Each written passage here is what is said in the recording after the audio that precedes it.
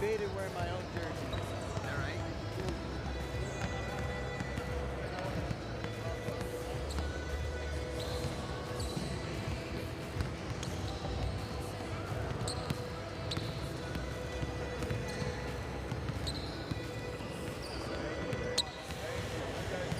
Yeah, thank you. How we doing? Good. Father Zach, maybe. Dave, I can... Oh, I got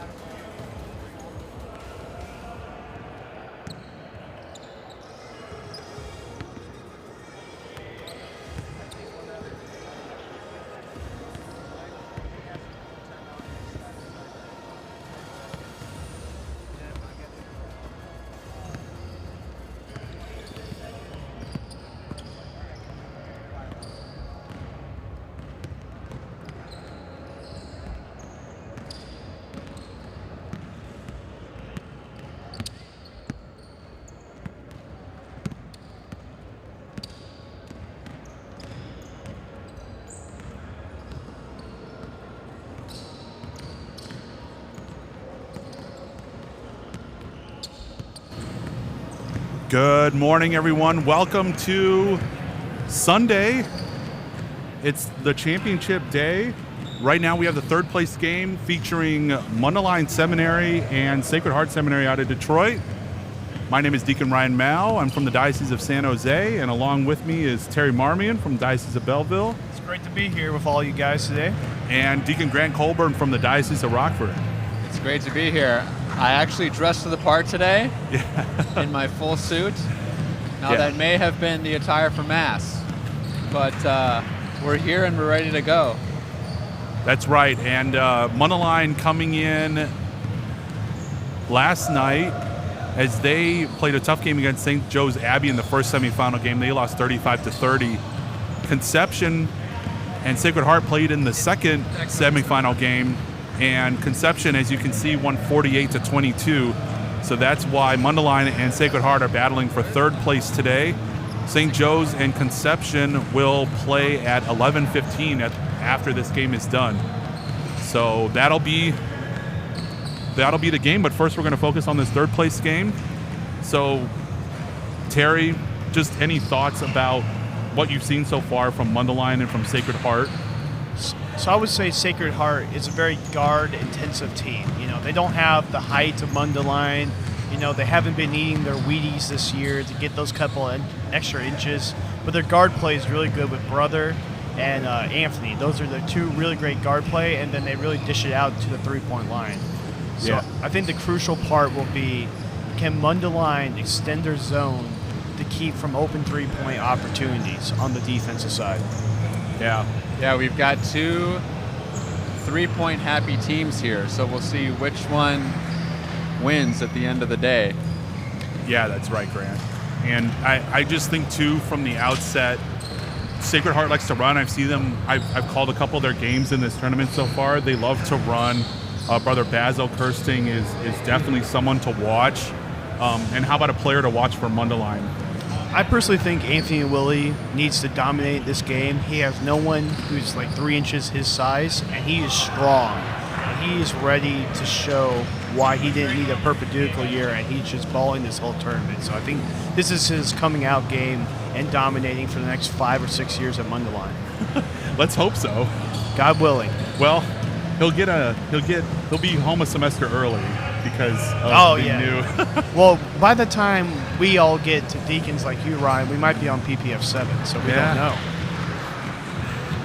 So, anyways, we've got the starting lineups now for Mundelein and for Sacred Heart. So I'm going to let Grant and Terry do one for each team here. As we'll start with, we'll start with Sacred Heart.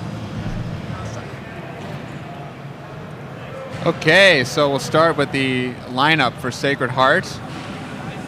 We've got number 10, Jonathan Galvis. Number 11, Josh Ludding. Number 12, Anthony Simon. Number 13, Michael Hess. And number 16, Brother Basil Kirsting. And for the great Mundelein Seminary, at number 12, Simon Steer, our best piano player. Number 15, Deacon Jaron Kleinbecker.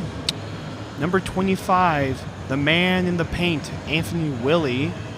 Number 30, the brother from St. John Canches, Kevin Menard. And number 33, my boy from Cali, Tien Boo-Boo-Boo-Booey. Thanks, guys. Yeah, and Sacred Heart, first time that they've been here at this tournament, and it's pretty impressive showing for someone who's coming for the first time. Yeah, and they really have a very experienced team. I can see that they played with each other a couple years. I will say that if you look at the standings, I don't know why we didn't have their 3-game schedule. It might have been a little nice, but overall they've done a very good job of what they've been given, and that's all you can ask for. Yeah, definitely, and we're about ready to tip off here in our third place game. We'll get it going shortly. We would like to thank the sponsor for this pregame show, the coffee from the refectory, which is fueling half of the broadcast booth at this moment. That's right. I actually finished my second cup. this morning. So I'm still on my first, but I'm a slow drinker. I will point out that I can't have more than 1 cup of coffee a day, or it's going to be really bad. To be honest, my tolerance for coffee is very, very low. I actually didn't start drinking coffee until a year before I got to seminary. Oh, wow. That's So. a bold move. Sorry. It's paying off so far, so we'll see how it continues to pay off. Yeah. Do you think the coffee has been improved this year at Mundelein, Brian, over your time? I do, yeah. Grant and I have been through some lean years of Yeah, coffee. I mean, this is probably only the 3rd cup I've had from the refectory in my 7 years at seminary. So, but it's purely necessity at this point. Yeah. We're going to have the starting lineups. We'll go over them again one more time as we are getting ready for the 3rd place game.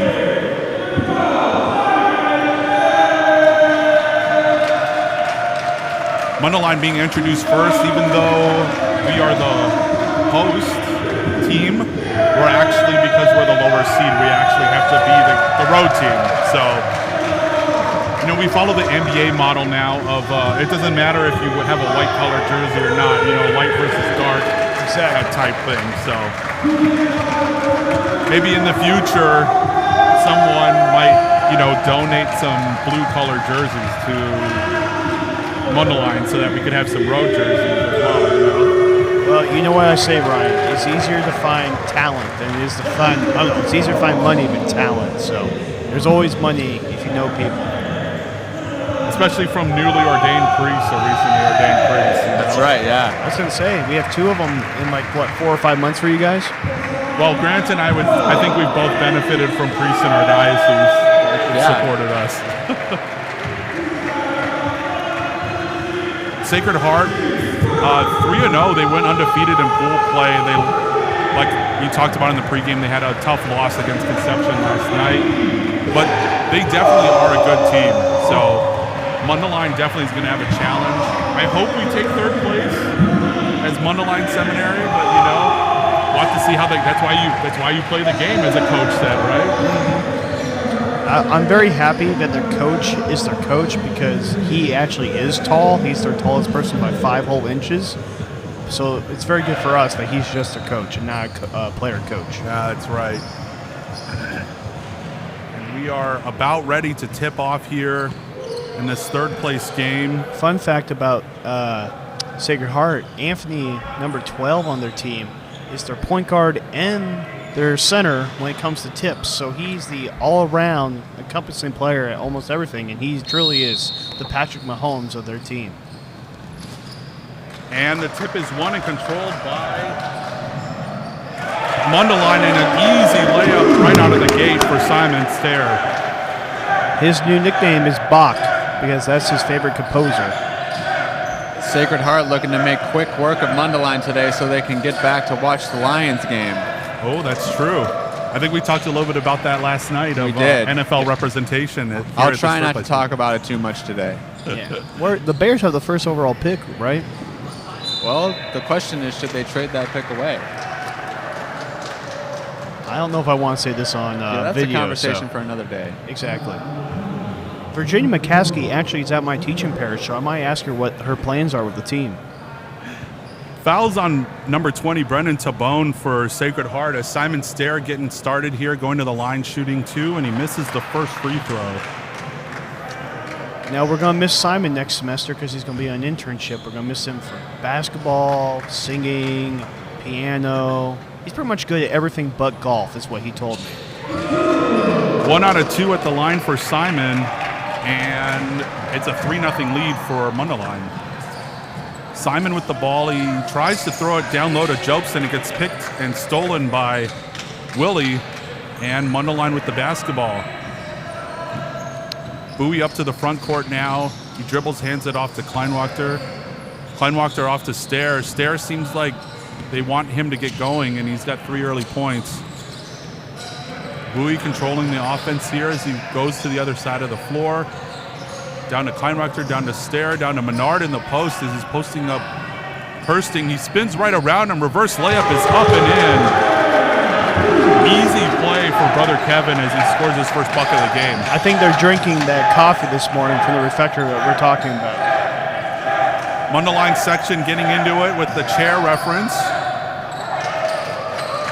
As that shot is missed by Jobs, and the rebound goes to Mundelein.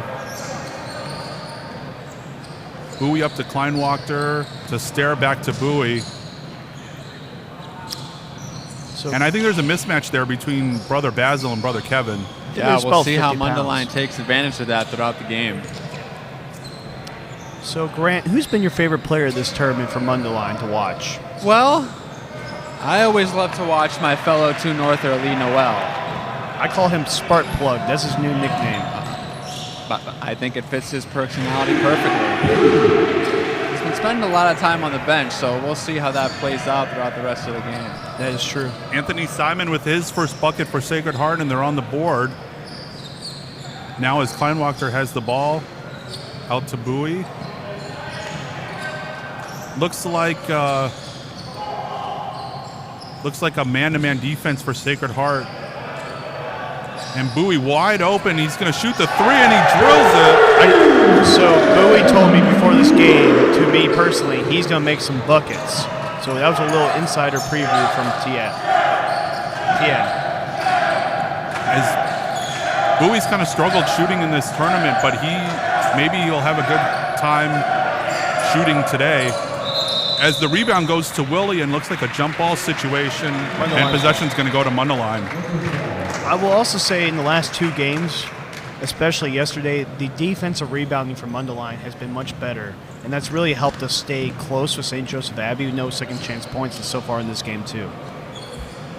Bowie up to Menard, and he throws the ball away. It gets tipped by Menard. It goes to Kirsting, and that's going to be a foul on Stare. That'll be his first personal foul, team's first. I think brother Basil and Simon pretty much are the same person, except that he has no hair on his head, and Simon has no hair on his no beard. Simon for 3 that rolls off the back of the rim, no good, and the rebound goes to Menard. Now, I was watching the Mundelein boys at breakfast this morning, and most of them had plates filled with bacon. So we'll see how that affects their stomach as they continue to play throughout today's game. See, I think it's a weapon actually because we eat bacon so often, but our stomachs are used to it.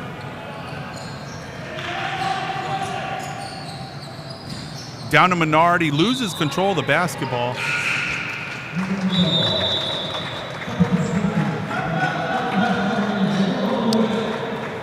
And we got some substitutions. We got Josh White in. We have Vicente in for brother Kevin and for Jared. Michael Hess checks in for Sacred Heart as it's 8-2, and Willie for 3. That's no good. Sacred Heart will just let that ball roll out of bounds, and the ball will go to Sacred Heart. Like we were talking about earlier, they got a lot of small guys Sacred Heart does, so they really rely on their guard play, and their guards, even the guards coming off the bench, are actually really good. And they really, it'll be interesting to see how our zone works against a team that can shoot you out of a zone. Mattingly for 3, that shot is no good, and Bowie corrals the rebound. Just getting started here, about 14 minutes to go in the first half. As Bowie drives to the lane, he lays it up, it rolls off the side, no good. Tabone with the rebound. But I like the aggression from Bowie in the very beginning of this game. Down to Mattingly, over to Hess in the corner. Gets poked away from Jopes, but he regains possession. He shoots a corner 3. That shot is good. Tien Bowie wearing the same baby blue t-shirt he was wearing yesterday. You gotta wonder if he was doing laundry last night or if that's still as stinky as it was last night. Well, I think the laundry, all the washers and dryers were taken. You know, the hack for that is just to spray with some Febreze and hope for the best. Simon Stare with his 6 points now, and he leads all scorers. As Simon leans into defender, he gets fouled. We'll see who they call the foul on.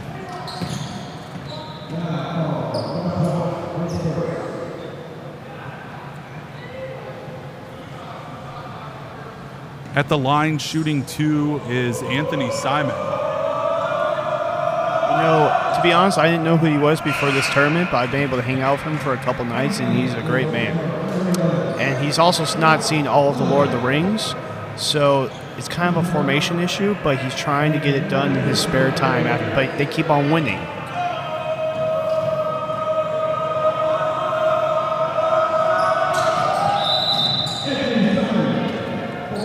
Simon hits the second free throw as well. Now, it is a stopped clock throughout today's game, correct? No. Just the championship game? Yes. Okay. Truskowski, now the point guard as he's dribbling it up the floor. You have Truskowski, Simon, White, Bryant, and Kobos for Mundelein. And on the other side, you have Mattingly, Ludig, Hess, Hursting, and that 3 is no good. And Jose. And Vicente Kobos goes to chase down the rebound, but isn't able to get it. Goes out of bounds to Sacred Heart. Fun fact about Patrick, he's also a big Lions fan from Grand Rapids, so he's trying to get this game done to watch that one too. I think they're going to have plenty of time today, even after the championship game.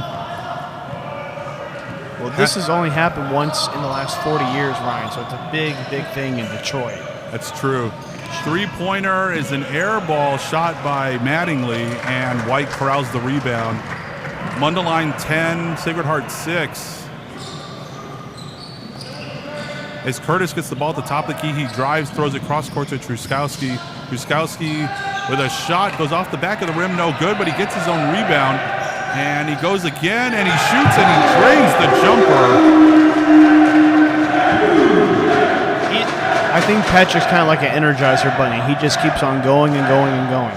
He's also a great quarterback for us when we have our annual football game during the Oktoberfest. Hess with the ball over to Kirsting for 3. Oh, it rims around the rim and no good. Kobos with the rebound.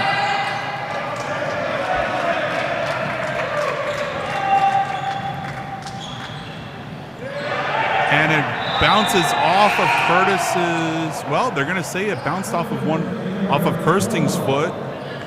Nope, bounced off of Curtis's foot, and the possession will go over to Sacred Heart.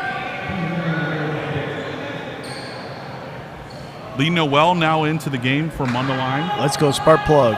The old 2 North MVP. And Jim Bryant, too. Jim Bryant That's right, also. Jim Bryant. Yes. Ludig for 3 that rolls around the rim, no good. Offensive rebound again by Sacred Heart. And that shot goes in for Michael Hess as he puts in his first 2 points of the game. I will say that I don't think there's been one over-the-back call this entire tournament, so you just have to push them out of the way. So that's why I just want to tell our rebounders on that kind of possession. Simon throws it up over the top to Bryant. Bryant turns around with a jumper, dings off the backboard and the rim, no good, and the rebound goes to Sacred Heart. Simon now dribbling up the floor as he stops, goes through the middle, hands it off to Hess for 3. That shot's off the front of the rim, no good. Another offensive rebound by Ludig, but he loses control of it. It goes out of bounds to Mundelein. We got some massive subs coming in. We got Simon, Brother Kevin, and Anthony.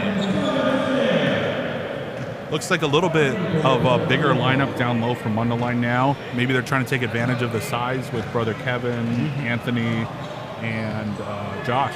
Yep. Stair with the basketball, throws it over to Menard, down to Willie. And Willie turns around, his jump shot off the front of the rim, no good. Bryant with the rebound. It looks like we are going to get a jump ball. It's going to be Sacred Heart. Man, you love to see Jim Bryant being aggressive like that. Man, that is a rarity. Yep. Jim's been getting in shape this year. He's been running. He's been taking care of himself. I'm really proud of him, to be honest. He's a great brother. Jack Jopes takes the ball out for Sacred Heart as Simon calls out a play. Here's their point guard, very good point guard at that. Lee Noel, fun fact, has been wearing the same basketball shoes since 7th grade. Is that when you stopped growing? The man is just so resourceful. He's just so unwilling to throw anything out. Brother Basil with his first points of the game, and he looks to get going here as Sacred Heart now only down 2. Beautiful cut by Stair. Simon's really improved this game. He really is more than just a speed. He's really learned how to play off ball, and that's been beautiful to see this tournament. He's got 8 points now in the first half. Cross-court pass, and that's a block by Willie. And a little bit of a scramble for the ball here as Sacred Heart ends up with it. Simon gets it to Ludig. Ludig for 3. That's no good. Rebound by Kirstig. And steal by Simon Stair. We've got a 2-on-1 situation here. Noel fumbles the ball. He's going to have to kick it back out to Menard. Menard, a long 3-pointer, and that's good. Man, Menard loves that 3-ball, man. He truly was Kobe Bryant in that first game yesterday against St. Joseph Abbey in the last minute. It was truly something to see. Now we've got 3-pointer by Simon off the rim, no good. Fight for the rebound, and Bryant comes out with Great it. job, Jim.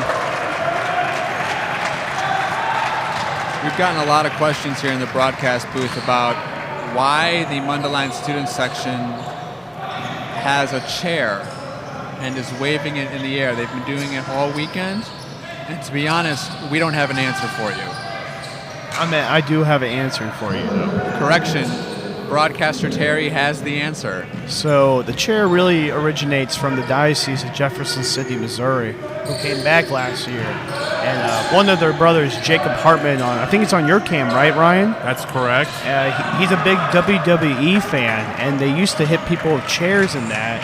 Plus, there's an episode in SpongeBob where Squidward hits SpongeBob and Patrick with chairs. So, that's where the chair originates from.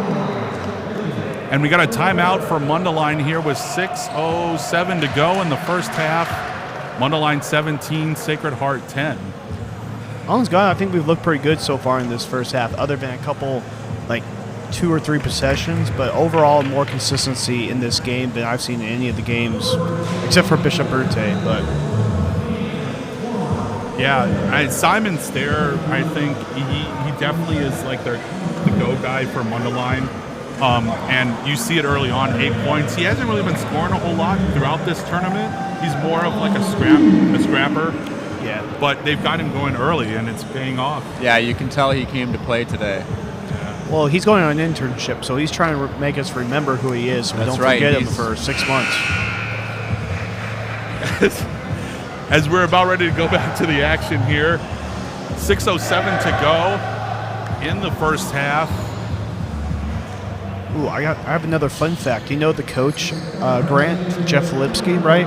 He used to be a 2 North or 2 before he went to Rome for a couple years, if I'm correct on it, right? That's absolutely correct. He was originally 2 North, then he went to Rome for 2 years, came back, chose Father Lupton as his spiritual director, and now he can't be in 2 North anymore. We could use him for the dodgeball tournament is all I'm hearing.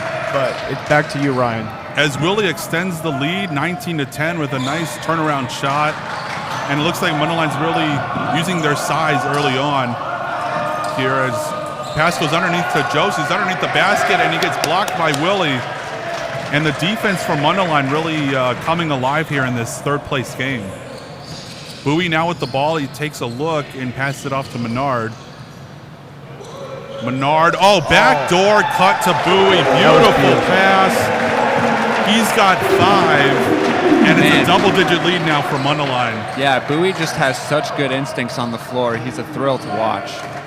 Yeah, he definitely is. And a great seminarian from the Diocese of San Jose. Exactly.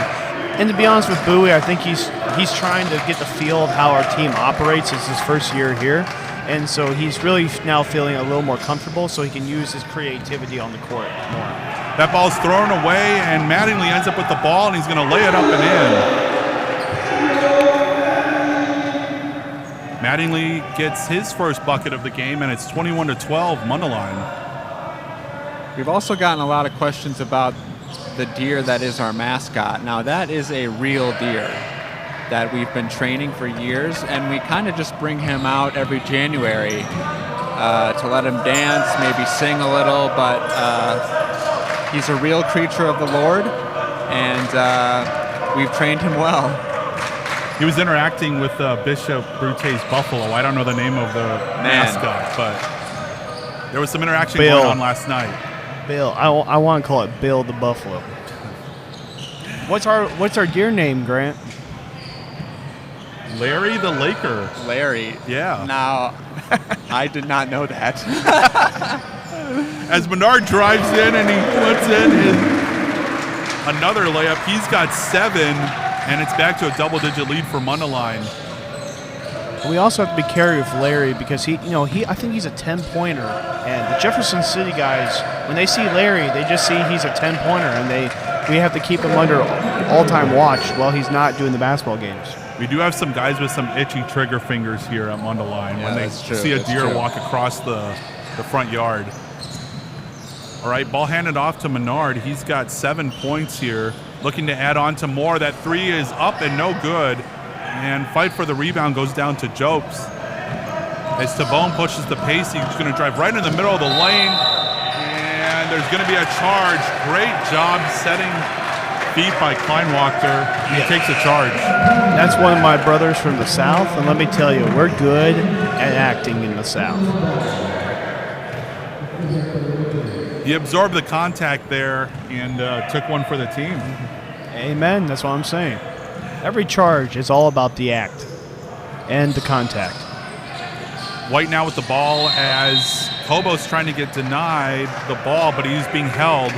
That's only the second. Be a foul. That's only the second time they've actually called a foul when Vicente's had the ball. So I'm happy to see that he's finally getting the calls that are just to him. That was on Jopes, his first. That's the team's third. Bowie now with the ball as White sets up at the top of the key. He's going to launch a three-pointer. That's off the side of the rim, no good, and they're going to let that roll out of bounds. The ball belonged to Sacred Heart. Now, Terry, during this transition, why don't you give the good listeners out there your favorite basketball movie? Do you have one? If you can't think of one, maybe your favorite sports movie? I'll be honest, I have a couple of favorite basketball movies. Glory Road is a classic, I will say. That's a classic. Semi-Pro with Will Ferrell is also a classic for very different reasons. But my favorite sports movie per se is probably Miracle. Miracle's a good one. If I'm feeling a little low on America, I watch Miracle to make me feel better about America. You know what I'm saying? It's in my top 3 for sure, along with The Sandlot and Field of Dreams. Quick question. Are the Rocky movies sports movies, or do you count them as something separate? It's boxing, so it's a sport, right? Yeah. There we go. Because I've had people say they're not sports movies. Foul was on Josh White. That is his second as Kirsting misses the first free throw. Moneyball, too. Let me tell you, Moneyball is a great movie because Brad Pitt's probably my favorite actor. Yeah, I actually recently just rewatched Moneyball. Great flick. And Kirsting makes 1 of 2 at the line, and it's a 10-point game now with 1:27 to go in the first half. Mundelein up 23-13 as that hook shot's missed by Kobos, and the rebound goes to Simon. Simon pushing the ball up the floor, looking to cut into this lead, and that's going to be another foul. Foul's going to be on Lee Noel. That's his first personal foul. Team's fourth, and I believe it's going to be another shooting foul. As we have 1:12 to go here in the first half.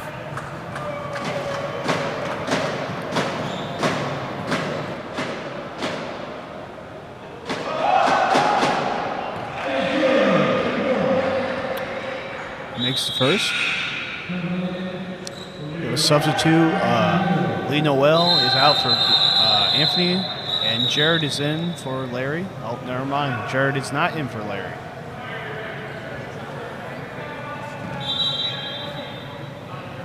(23-14) Mundelein, as Simon's got one more at the charity stripe.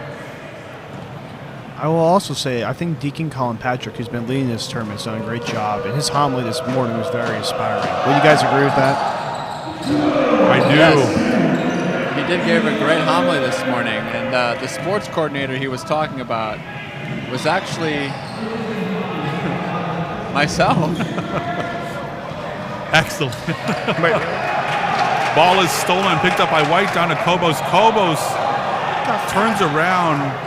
He loses the ball, and it goes over to Sacred Heart as Simon shoots a three. That's no good. Easy rebound for Ludig, and a putback. And it's now only a 6-point game with 40 seconds to go. Kleinwachter with the ball now. Looks like he's going to be bringing it up and bounces off the knee of Willie over to Truskowski. Truskowski back to Willie. Willie takes a jump shot in the lane from 10. That's no good. Kobos strong, tries to go back up, and he's going to be fouled with 22.1 left. The foul is going to be on Michael Hess. That is his first personal foul. Team's fourth. Neither team's going to get into the bonus this first half, so we'll see what happens. It's been a pretty clean game so far for what the refs have called. Kobos at the line. Misses the first free throw. And down at the far end of the gym, some of the Conception players have started to arrive as they anticipate the championship game, which will immediately follow the third place game. Kobos makes 1 of 2 at the line, and with 22 seconds to go, there's a timeout by Sacred Heart. And 24-17 lead for Mundelein. I think the last minute or two, there's been some unfortunate situations that have dipped into the lead, but it's very important to keep them scoring this last point to get the momentum to 7 into half. Yeah, a couple of turnovers there for Mundelein, and they've allowed, and a couple of passes that have been able to intercept, and quick shots by Sacred Heart. They're able to get back into the game. Yeah, and Sacred Heart wants to run. I think the first 15 minutes of this game, Mundelein did really good at playing the half-court set, forcing Sacred Heart to play it themselves. But like the last minute or two, like I said, Sacred Heart's been able to push the tempo more and more. I think that's led to a little bit of a small comeback for them. Yeah, definitely. And Sacred Heart's going to have the basketball. Maybe they'll hold for the last shot. I kind of seen they're kind of a team that's if might they go can for a get 2 for 1. If they can get a score quickly, you know, they might try to do it. We'll see how much time is up. Brother Kevin Menard for us, for Mundelein, he's actually pretty good about knowing the situation, knowing the clock. There's Nick from Conception right there. Yeah, he's got his Kansas City Chiefs pullover today. Hoodie. He's repping. I think we know who he's rooting for. All right. Looks like Sacred Heart's going to take the last shot here with 13 seconds to go. And they cut the lead to 5 or 4. As Simon drives in the lane, he gives it to Kirstig. Kirstig with the shot no good off the rim. 3 seconds to go. Truskowski from half court. It's good if it goes. It hits the backboard. No good. Good defense the last 10 seconds of that by Mundelein. And at halftime, your score, Mundelein in the third place game, 24, Sacred Heart, 17. We'll come back with some stats from the first half. Don't go anywhere. We'll be right back.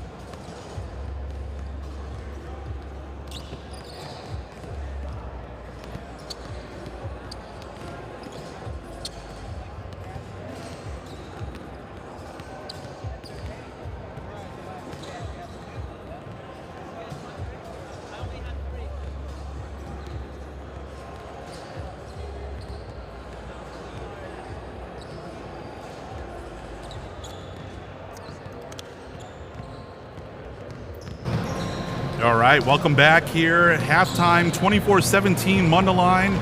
You see I have a different crew here now. What's up? Why don't you guys introduce yourselves and where you're from? Gregory Cleaver, Diocese of Jefferson City. I've been calling a few of these games earlier throughout the tournament, but here we are. Evan McKenzie joining you from here in Chicago, Illinois, at Mundelein Seminary, but Diocese is Archdiocese of Seattle, Washington. And I believe that he's also repping Gonzaga. I am indeed. I graduated from Gonzaga last May, and it was an absolute pleasure to watch their basketball games and support them. But let me tell you, it is an even greater pleasure to be here representing my boys, the Mundelein Our Lady of the Lake Lakers. There you Let's go Lakers, baby. All right, we got some stats for halftime here. First for Sacred Heart, Josh Ludig has 2 points. Anthony Simon with 5.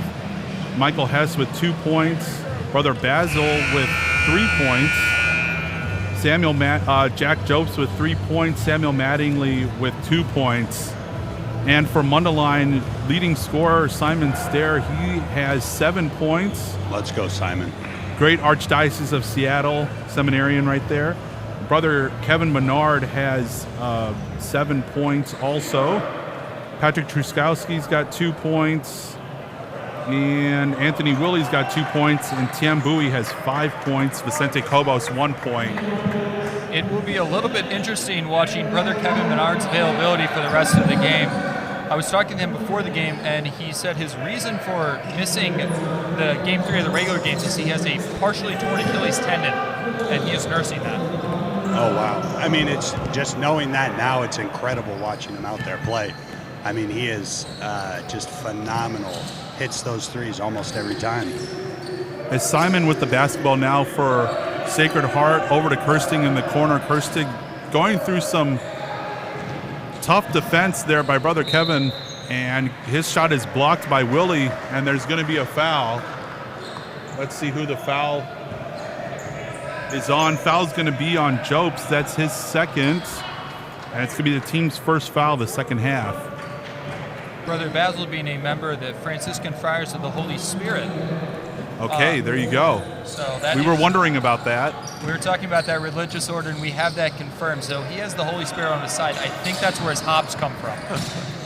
Menard now, as he drives all the way to the other side of the lane, pulls it back out to 3, pulls it back to the top of the key with Kleinwalker as he drives down to Bowie, over to Stair in the key, back out to Bowie as Bowie resets the offense over to Menard. Menard takes a step back 3. That shot's no good, follows his own rebound, and kind of overjumped there was the defender as Willie goes and puts it up and in. He's got 4 points. Beautiful, beautiful plays. Fun fact about Anthony Willie, highest level of organized basketball he played before he joined the team here, 6th grade. That is the best he ever got to was he was 6th grade before. I was talking to him before the game and asked him his experience, and that's what he gave me. I wanted a fun fact. Well, for not playing since 6th grade, I'd say that's pretty darn impressive. When you're 6'4", it definitely helps. I can say It that much. definitely Someone does who's help. 5'10", it's not fun to go against him. Not even in the slightest. I think that there's another foul on Jack Jopes. I think each team now has just one team foul as Kleinwalker brings up the ball over to Stair. Stair tries to throw it in, but it gets tipped away out of bounds. So far field of the game, I was actually cruising around our 35-degree campus in a gator a bit ago in the rain, so it's nice to be inside and warm, but... Although riding in a gator has been fun, let me just tell you. Oh, it is. Oh, it beats the heck out of walking, that's for sure. Not so much in this weather, you'd be surprised. Looks like Simon is going off in this game, really having himself quite the outing today. It looks like the crowd is telling him to give them the chair. The chair is, in fact, back. The chair is back. We found in fact, I don't know if you caught it earlier, but they had put our mascot on the chair. Oh, no, I did not. We're lifting him in the air, yelling, chair, chair, chair. Now, in the first half, we had 2 non-3 Boulevard guys trying to explain about the chair, and they would not allow me to explain. So, Gregory, as you are not only a seminarian for Jefferson City, but also the origins of the chair run deep within our diocese. Please explain. So the origins of that, talking to another person on 3 Boulevard, we have another seminarian, Jacob Hartman, in Theology 2, and Jacob is an energetic guy, brings a lot of joy to the campus, and he just, sometimes when moments are getting exciting, he channels his inner WWE and just gives him give him the chair, just finish him off, The old Stone Cold Steve Austin right there. There you go. Exactly. Hammering the final nail, finish him off is kind of what they're saying, like bring it home, give him the chair.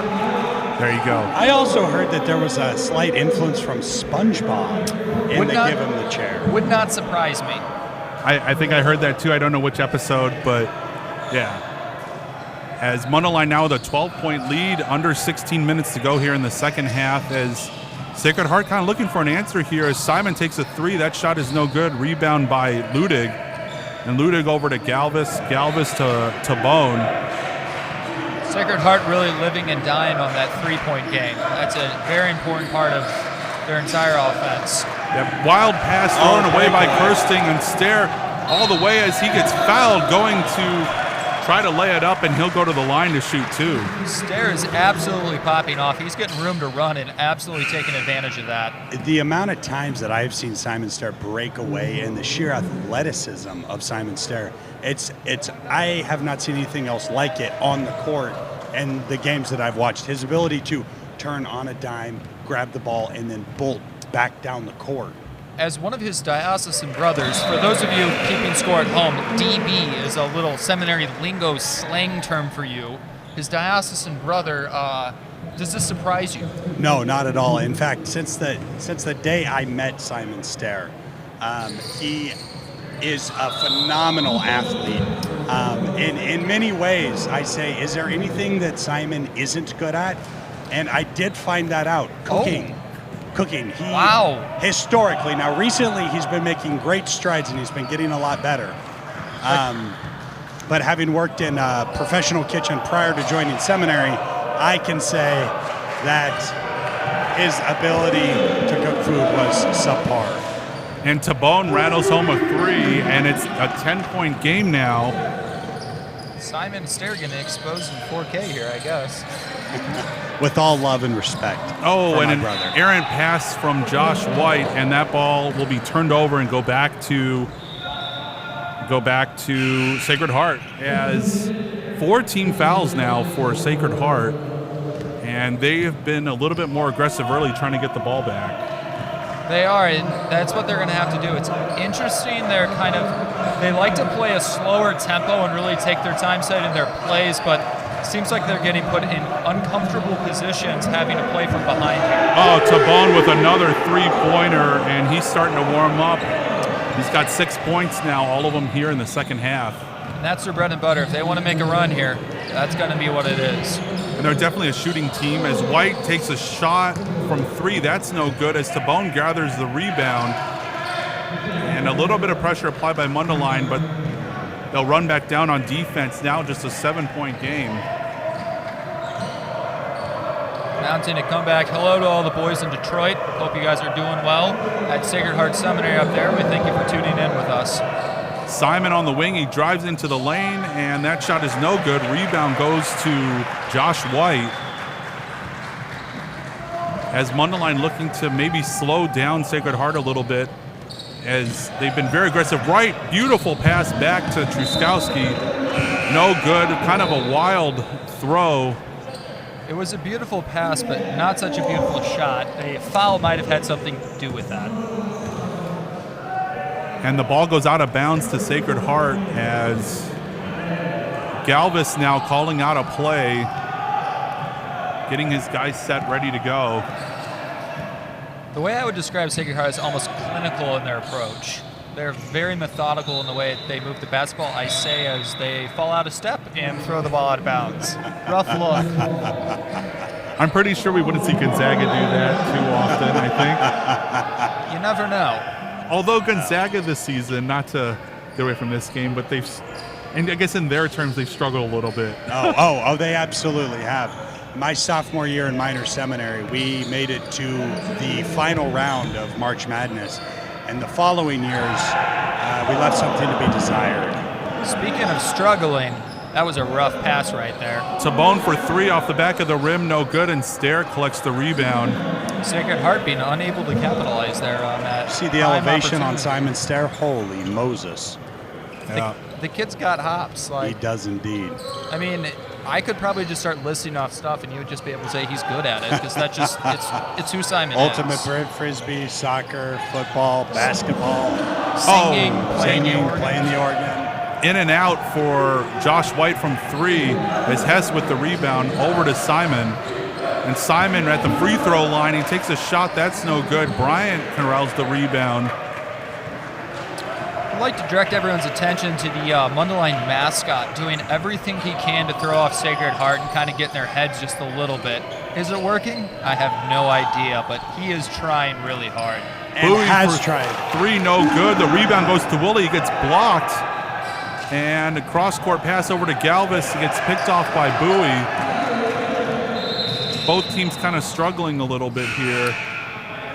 During this timeout, I'd like to give out a shout out to the golf tournament at Atheneum Seminary. I hope I'm pronouncing that correct. Athenaeum? Athenaeum, there we go. Dyslexics for the win. If you like to golf, or you just like to swing a stick, if you like to play any sort of sports, or you like really good pizza, the best golf tournament among seminaries in America is found at the Atheneum Seminary. Shout out, I had a wonderful experience there during the fall, and I would just like to invite any seminarians to consider going. If you like rural Appalachian hills, play some golf in the gorgeous rolling hills. Wow. Absolutely 100% would recommend. And as a little bonus, I heard they have a wood-fired pizza oven at that incredible seminary, and they make pizzas the first night there for the seminarians that are visiting. It's an incredible place, 5 stars, would recommend. Best seminary golf tournament in America. When is it? I believe it happens during the fall semester, so pay attention to your emails if you're looking for something to do. It is a wonderful experience of brotherhood and community. Absolutely would recommend to anyone. Fair amount of Mundelein seminarians here supporting the team. Absolutely love to see it. We had to show out for the boys. Yeah, show out for the boys, that's right.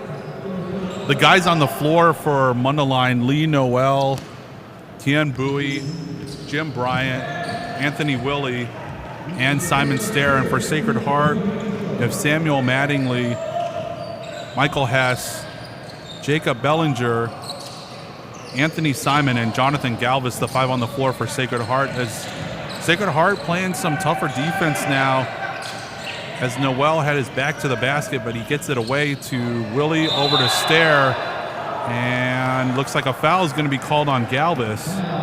I got to be careful on here. I almost started yelling. I'm in student section mode, not commentator mode. Welcome to commentator mode, though. Simon Switching playing it off. a very aggressive basketball game. There's some good battles happening out there. And Stair and Willie almost run into each other as Willie gets the ball. Stair dribbles around into White, down to Bryant. Bryant underneath, no, gets blocked. And they're going to call a jump ball instead of a foul. Jim looks absolutely perplexed on that play. Not quite sure what happened. I don't really know what happened, but jump ball, and it will be Sacred Heart possession. And it's 32-24 Mundelein, 9:18 to go here in the second half. You know, I can't help but notice this is Mundelein's first game where they've gone 10 minutes without a foul. Cleaning up their act. Yeah, definitely. Wild. I don't know how to respond to that. Okay, corrected score looks like 30-24. So we got the pointer now. Sacred Heart. There you go. 9 minutes to go here as now it's a 6-point game. Hess for 3. That's no good. He tries to track down the rebound as Bellinger falls on top of Stair, and there's going to be a foul.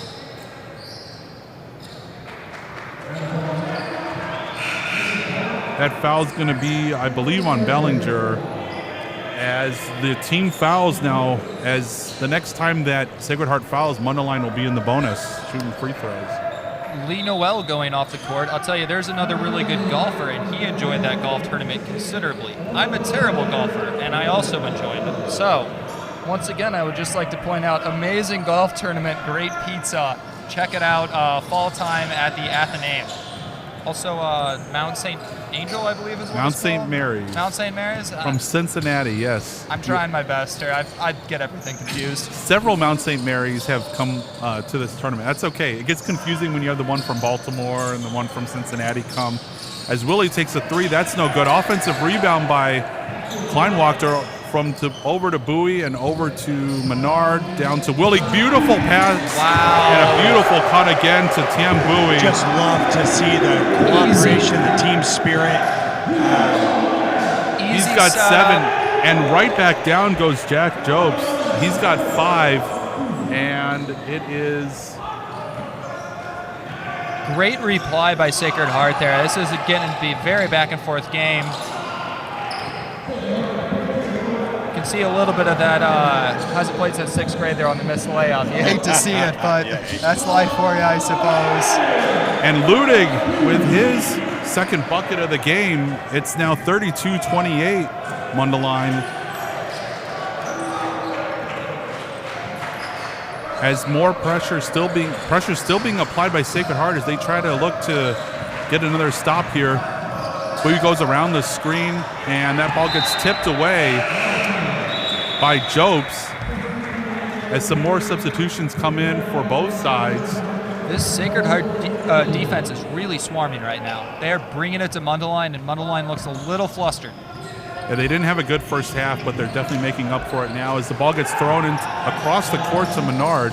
Menard drives down the middle lane over to Kobos. Kobos grabs it, shoots it. That's no good. A rebound goes to Bryant as Menard takes the shot. Rebound to Kobos. No, Menard back in for the second chance points. He's got 9, and it's a 6-point lead for Mundelein. For all of you at home, I assure you, we're not trying to get too many rebounds to get triple-doubles. We just need to work on our tip drills. Jobs for 3. That's going to go short as the rebound goes to Bryant. And with 6 minutes to go, Mundelein looking to really try to salt this game away here. Bowie comes off the screen and gets the ball. Back out to Menard at near the half-court line. Over to Bowie as they're really stretching out the offense now. Sacred Heart still hanging in there. They're still in this with 5:39 to go. As Menard goes around the screen, he loses control of the ball, and it goes right to Simon. As Sacred Heart goes back up the floor. Oh, and a tough break for Ludig as it hit his knee. Goes out of bounds, and it'll be Mundelein basketball as some more substitutions come in. I'm wondering about the Sacred Heart defense, if they'll be able to keep up this intensity for the last 5 minutes of the game. We'll see. Mundelein just brought in Shane Cleathermis from Jefferson City, Missouri. Proud stock of the center of Missouri right there. As Kleinwachter now with the ball. Over to Stair at the top of the key. Swings it to Bowie. Bowie getting hassled as he gives it off to Kleinwachter. Kleinwachter looking a little too deep right now as he gives it off to Stair. Nice screen set by Cleathermis. Cleathermis is a solid guy. Yeah. As Cleathermis takes the shot, it's no good. Rebound goes to Kirsting. Kirsting all the way. Looks like he got foul. No foul. And play's going to keep going here.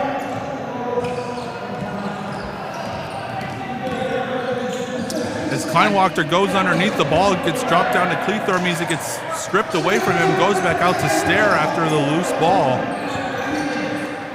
And that ball is tipped to Cleathermis over to Stair, back to Cleathermis, inside to Bryant, outside to Kleinwachter. To Cleathermis as Bryant gets the ball tipped away. And another great defensive play is now a fast break for Sacred Heart, and that shot is no good. I didn't like that shot selection by Ludig. He should have taken the layup on the left side of the basket. Suffocating defense here by Sacred Heart. You can kind of tell with some of these layups, we are theologians first and athletes second, as much as we do enjoy sports. As Bowie now with the basketball, Mundelein still up 6 with 3.5 to go here in the second half. as Bryant gets the ball as it's dropped off, and the rebound goes to Kirsting. It gets knocked out to Bryant, and another fast break opportunity. And Jopes with the layup. He has 7. Cashing it in. There's a big trophy involved for the winner of this third-place match, so every point here matters quite a bit for bragging rights. And some full court pressure now being applied by Sacred Heart as they have to get it across the half-court line before the 10-second violation. And they do successfully as the ball gets to Bryant. Bryant back out to Kleinwachter, loose ball, and it's going to be thrown away, and it'll be Sacred Heart basketball. Mundelein's looking like they're starting to get gassed here. And a timeout on the floor. They might put a little bit more time back on the floor. We thank Evan for joining us. Happy to be here, boys. I got back into it and support my boys. This timeout right here is brought to you by being a third order of any religious order as a priest. Do you like the diocesan priesthood? Do you think that's for you? But you also like to have a little side charism to go with it. Consider a third order today. Do you know any one that's a third order that's also a priest? No, but one of the Franciscans here was talking about it. It sounded pretty cool. You get to be buried in your habit, optionally, if you're a member of a third order. Well, you get all the benefits of the diocesan priesthood, as well as some other cool stuff. Third orders, they're a thing, and we should bring them back. I have some friends who are married and in third orders, and they just love that kind of lifestyle that they can live and teach their kids as well. That is also a thing. The third order is not just for priests, but it is also for lay people. That is an experience a lot of people can have, and it's something I don't think we talk about very much as a church today, but it's something I think everyone should pray about and consider. Do you have a special charism? Yeah, exactly. And there are different religious orders with different charisms. As we start play again here, Sacred Heart only down 4 as Simon takes the shot, and he brings Sacred Heart within 2 as the men from Detroit are really giving Mundelein a game here in the second half. Really starting Mundelein seems like they're tightening up, and Detroit is playing stingy defense as they come. They are making Mundelein work. Almost turned over, but Kobos with the basket. And he gets fouled, and he'll go to the line to shoot one. The old and one, and it looks like Vicente is about ready to give them the chair right here. We'll see if he can finish him off with the 3-point play. Of note, I would just like to direct fans' attention, there are some really good battles happening down on the paint right now on every single play. The position battle is under full swing for everyone involved, and it is quite entertaining to watch. Kobos misses the free throw. Simon takes a 3. That was a little unnecessary. That's no good. Rebound goes to Tabone. He misses the shot, and it eventually goes to Menard as Sacred Heart still pressing here. They're only down 4, and Menard almost loses the ball. He gets it up to Stair at the half-court line over to White, and they're going to look to control some of the clock here. Under 2 minutes to go. Mundelein is in the bonus, so it might not hurt Sacred Heart if they want to foul here. As back out to Menard over to Stair. And they're playing good defense right now, but Mundelein just abusing the lack of the game clock right here. Oh, and the ball gets knocked away from Menard, and that's the turnover that Sacred Heart needed. Down 4. Simon Stair doing a nice job to get back on the fast break there. Oh my goodness, what a massive block right there by Jim. Great block there. Huge. And Stair looks like he's going to get fouled. Or the ball actually looks like he was forced out of bounds, and the turnover for Mundelein. The fans appear to not agree with the call right there. I have no idea why. 50.4 to go in the basketball game as Bowie is going to come back in for Josh White. Maybe a defensive substitution here. Mundelein looking to hold here as Simon with the ball, and he's going to take a 3-pointer. That shot is no good. Rebound goes to Stair, and with 40.2 to go,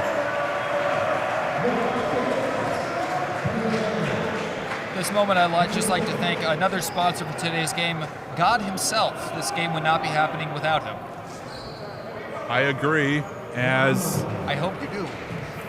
As Sacred Heart's in the bonus now, I believe that foul was on Brother Basil.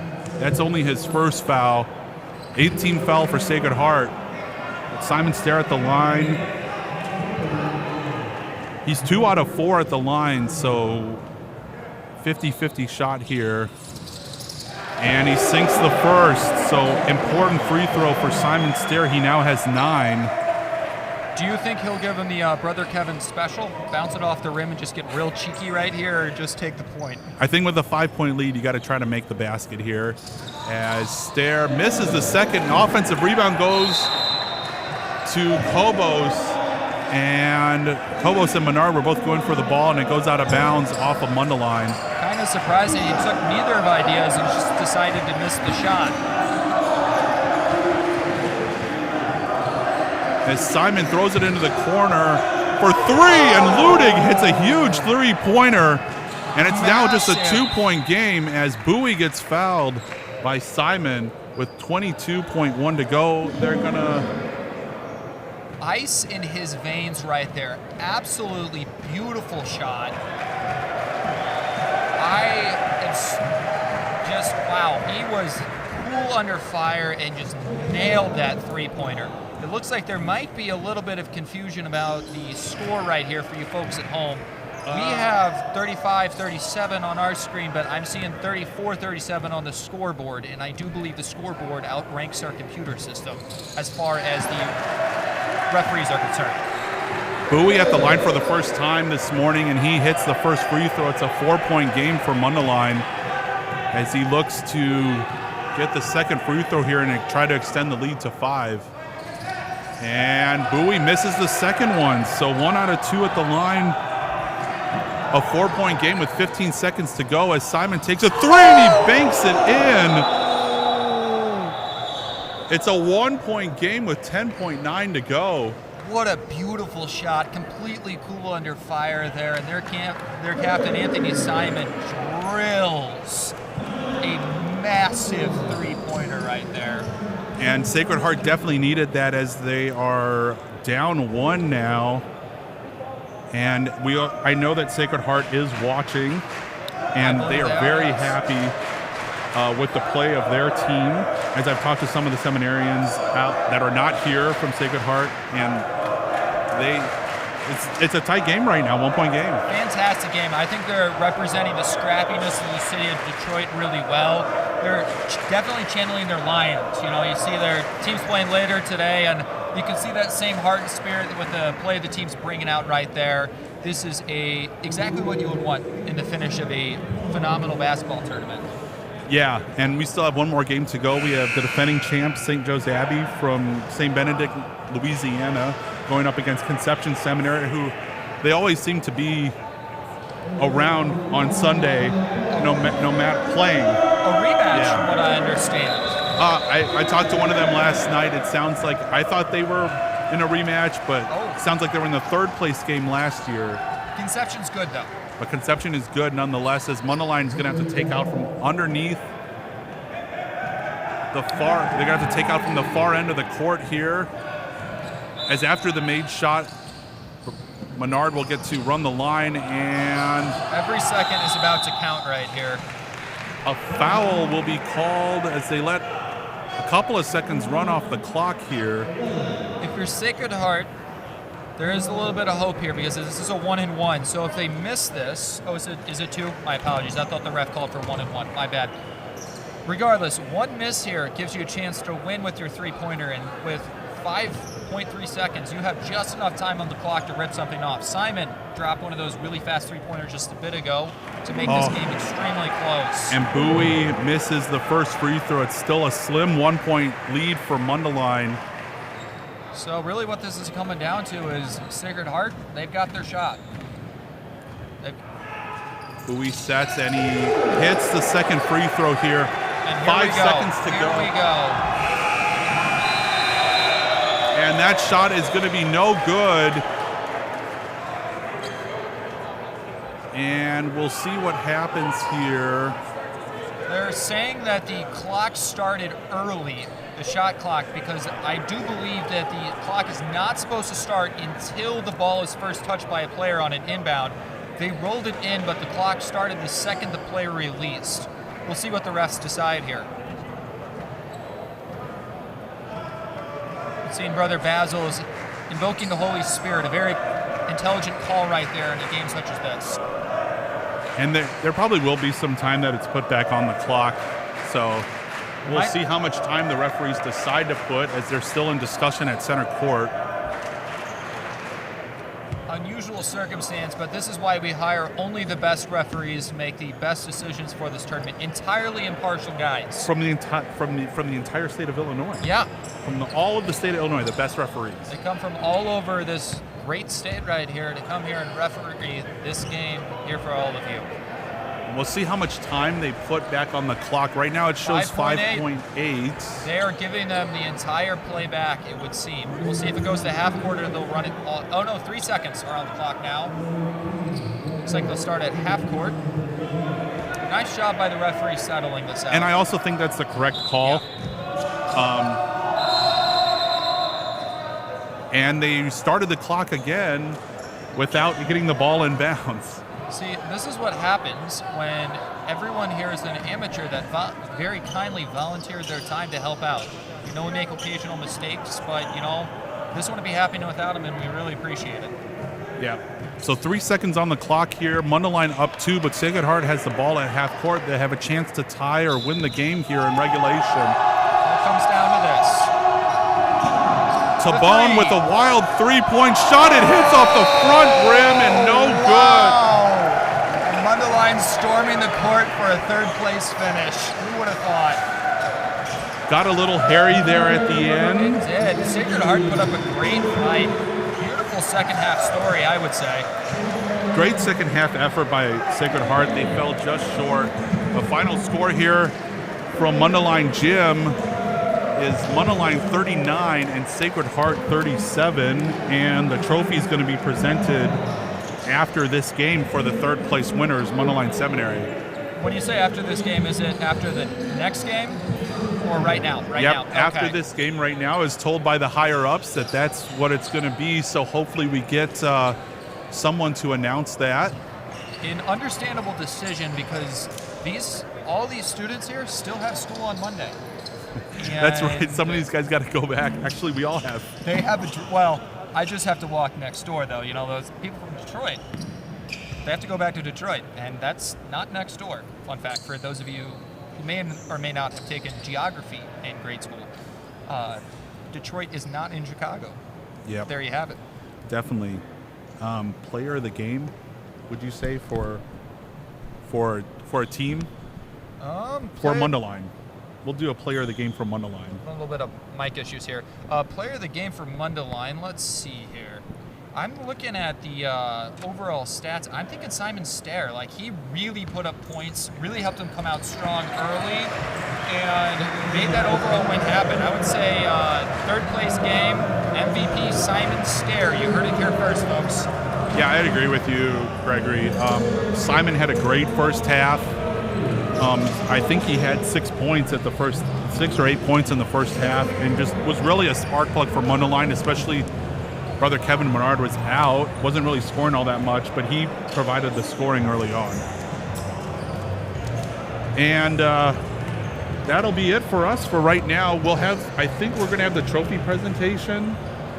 I'm looking to my producers. I was told earlier that we will have a trophy presentation. We'll see what happens. We'll take a quick break and we'll come back. 39-37, Mundelein winners of the third place game over Sacred Heart. We got St. Joseph's Abbey and Conception in the championship game coming up next. Stay tuned. It's going to be a powerhouse showing.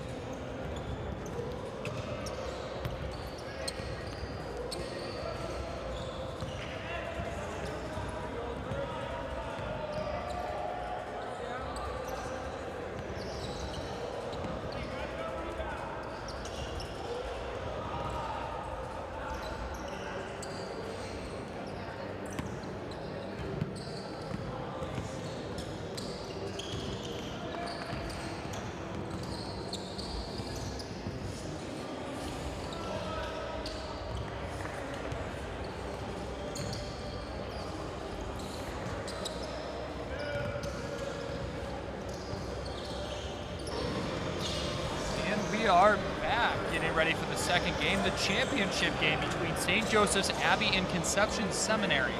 I'm here with Deacon Grant Colburn. Grant, do you have any X factors you're thinking about for this game so far? Anything you're seeing that's like, oh, that could bring them this little extra edge to get them the win? Well, certainly Conception is very aggressive in their ball play, but these two teams are evenly matched, and they're the two best teams in the tournament, and that's what you want to see when we're down to the championship game, is the best that we have going at it. Yeah, I think one of the interesting things to really watch is Conception's game plan is very dangerous. They have the Sappington brothers just hammering it down low, but they have quite a few options from the three-point line. Meanwhile, the St. Ben's, also known as St. Joseph's Abbey, very confusing. They have two different Saint names. I don't know why. We don't know which one to go with. We'll just go with both. Just know St. Ben and St. Joseph apparently are the same person. Shout out to the boys in Louisiana. I'm sure they can explain that in the comments section, and I'm sure they will. Their game plan is going to be Domain, and he is the center and powerhouse of their offense, but they have quite a few other really good pieces that work around Domain and are going to be coming together to probably make a pretty dangerous team. Just even on the names, Michael Bradford has some very nice defensive plays that's been complementing Domain well, as well as Ethan Green is looking to shut down the Sappington brothers on the paint. Yes. We'll see what happens from here on out, but turning to other things. It's shaping up to be a true battle of the Benedictines. It is, in fact, the battle of the Benedictines now that I think about it. Yeah. A house divided against itself. We'll see what happens with that. Could be really interesting to watch. Here in Chicago, it is a crisp, and not crisp at all. It's actually fairly moist, 35 degrees. Very foggy because of this about a foot of snow we had that's slowly melting. It's been foggy for about 4 days, but guess what, folks? That doesn't matter because we are playing inside today. It's true. A little balmy for this time of year, but that's not affecting the conditions inside the gym. Unsurprising for that lakeshore weather we have rolling in. The only thing that it might affect is the moisture levels on the court side, which have been affecting it. I would like to point folks once again to the away team bench. There's some pretty slippery court there that's been messing with guys as they ball handle low. So we'll see if that has an effect at all on this championship game. We'll be coming up with your rosters in a bit. But right now we're just waiting as last about a minute and a half winds down before this game gets started. Any last just thoughts or tidbits, maybe a nugget of wisdom from Deacon Grant Colburn? You know, most people say in times like this, just go out and have fun. But, the reality is everybody wants to win. And when it comes to the championship game, we love to pray together. We love to have socials together. But now's the time to get competitive. We want that trophy. We want to take it home to our fans. And so that will certainly be on the minds of the players as we get ready to shape up for this game. It's almost as if for all things under the sun, there's a time and a place. And the time right now is for championship wins. That's absolutely correct. All right, and I'm back. I needed that break. Deacon Mao is back. He's in the booth. We're ready to go. We are ready to go. That was a pretty entertaining game there, Grant. The third place game. Yes, Mundelein pulled it out by 2 points. And we have another trophy to add to our collection in the Theo Rec Hall. Yeah, we do.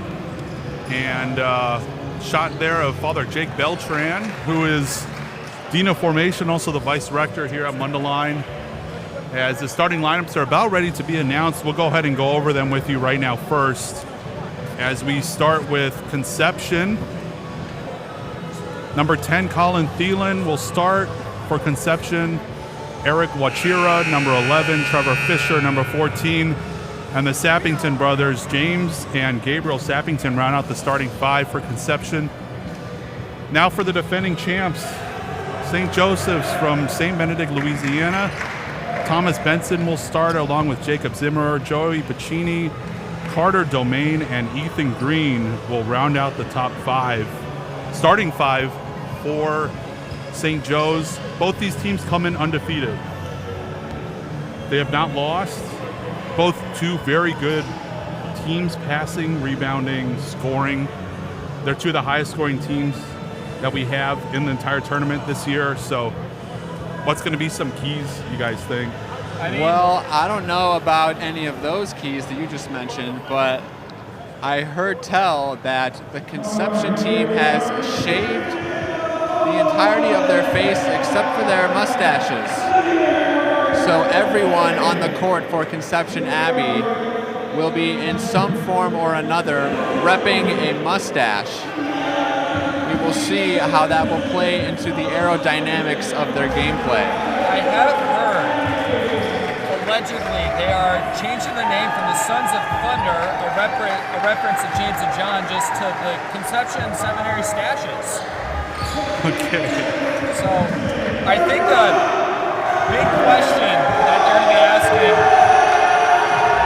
our players, can St. Ben's shut down the Sappington Brothers? And conversely, can the Sappington Brothers shut down Tournement? I think that right there, the battle in the paint. Yeah, definitely.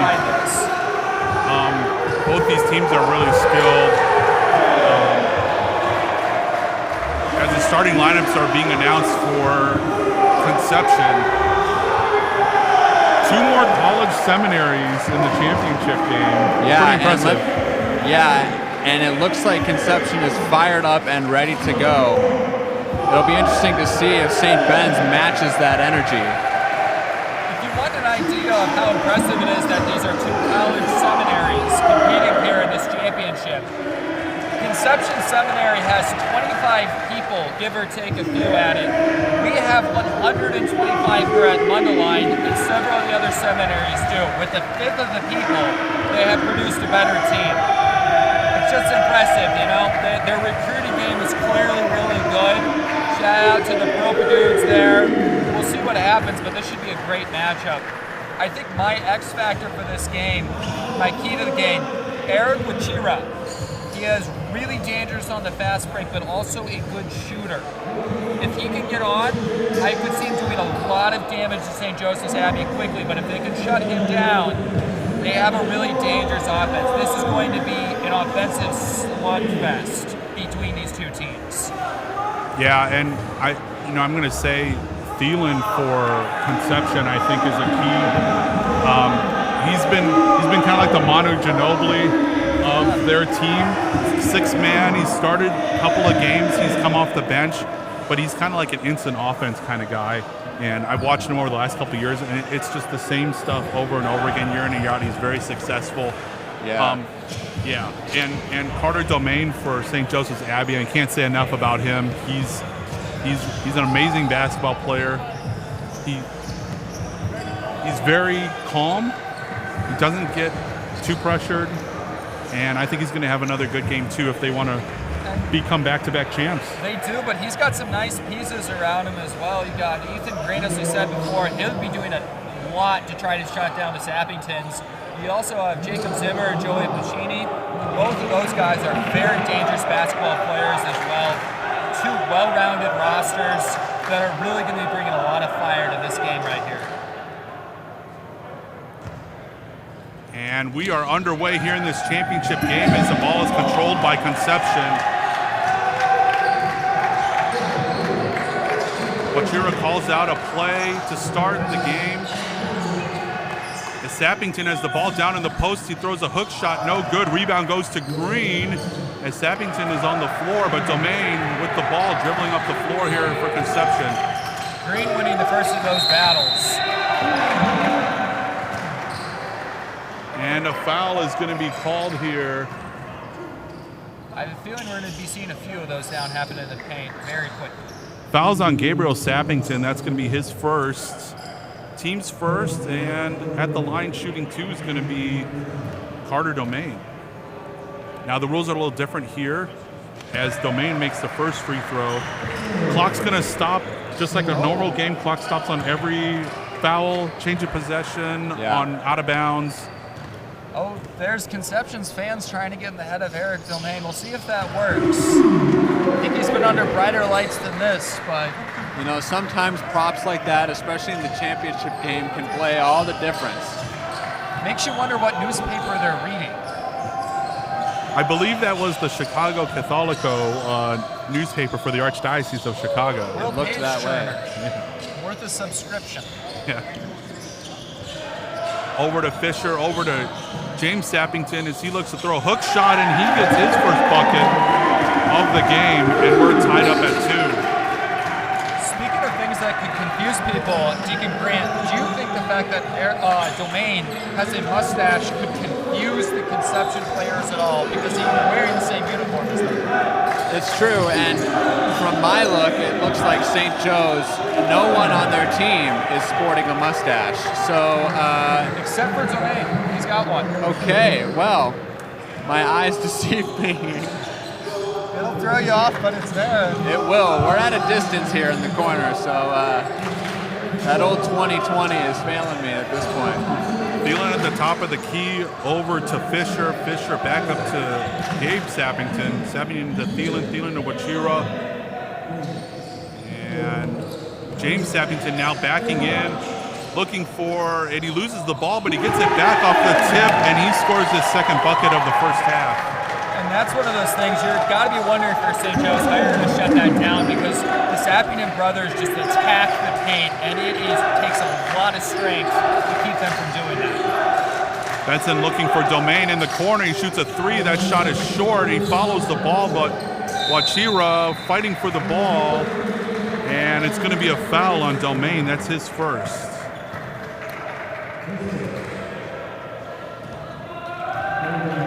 Wachira tends to be Conception's kind of point guy that's taking it out and really making plays happen. He's their captain when it comes to setting them up. Ball to Sabney, looks for 3, but Wachira looks for 3, and he drills it. That's his first made basket of the game. He is so dangerous from every part of the court. And Conception up early, 7-2 here. As Benson looking to set up a play here as he tries to get going. And he loses the ball down in the post. Ball stolen away by Gabriel Sappington. It's interesting watching the pace of play so far in this game, Ryan, because it seems like both teams are trying to feel each other out and just get an idea of, okay, what do they got? Where are they going to be attacking me? It hasn't hit that level of speed that we've seen in some of the other games they've played so far. Fisher misses the 3, but James Sappington with the rebound. He gives it to Thielen for a corner 3. That's no good.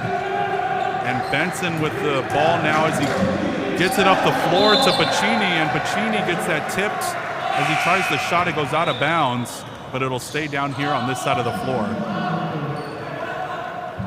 Shout out to all the boys in Louisiana tuning in for this game. We're glad to have you here with us. Nice pass into Green, and he gets fouled going up with the shot. Now, I have not been to Louisiana, but I have been to Walt Disney World and ridden Pirates of the Caribbean, which is loosely based off of the bayou in Louisiana. Fascinating. Things I did not know. I don't know how accurate Disney's portrayal of the bayou is. If you want to know something wilder, there's a movie loosely based off that ride also called Pirates of Well, perhaps we should watch it this evening. For some brotherly fraternity, we're going to go back to watching Eric Wachira come on out with the ball after St. Joe's throws another point on the board. And Sappington now with the ball to Wachira for 3, and that's a little long, no good as Lang gets the rebound. Lang up to Domain. Domain looking to dribble drive here. He throws it cross court over to Zimmerer, and that's a 3. That's no good as the brothers Sappington fight for the rebound. 7-3 here. About 16 minutes to go here in the first half. I'm just glad the brothers were able to put aside their petty squabbles and decide who to be able to get the ball there. Colin Thielen now with the ball. He loves those wing three-point shots. And a three-point shot is no good by Phillips as Conception gets the rebound and they'll reset here. Man, good offensive rebound there. And Wachira is going to get called for an offensive foul as he runs into Domain. That's going to be Wachira's first. Still early on in this game, 15:30 to go here in the first half. 7-3 Conception with the early lead. You have to wonder how much the stop clock will affect the approach that these two teams take towards the game. It's certainly going to test their endurance, but lengthening this game out by quite a bit. Yeah. They're both seem to be taking kind of slower pace of play. I'm curious to see who decides to dial it up first and really start attacking.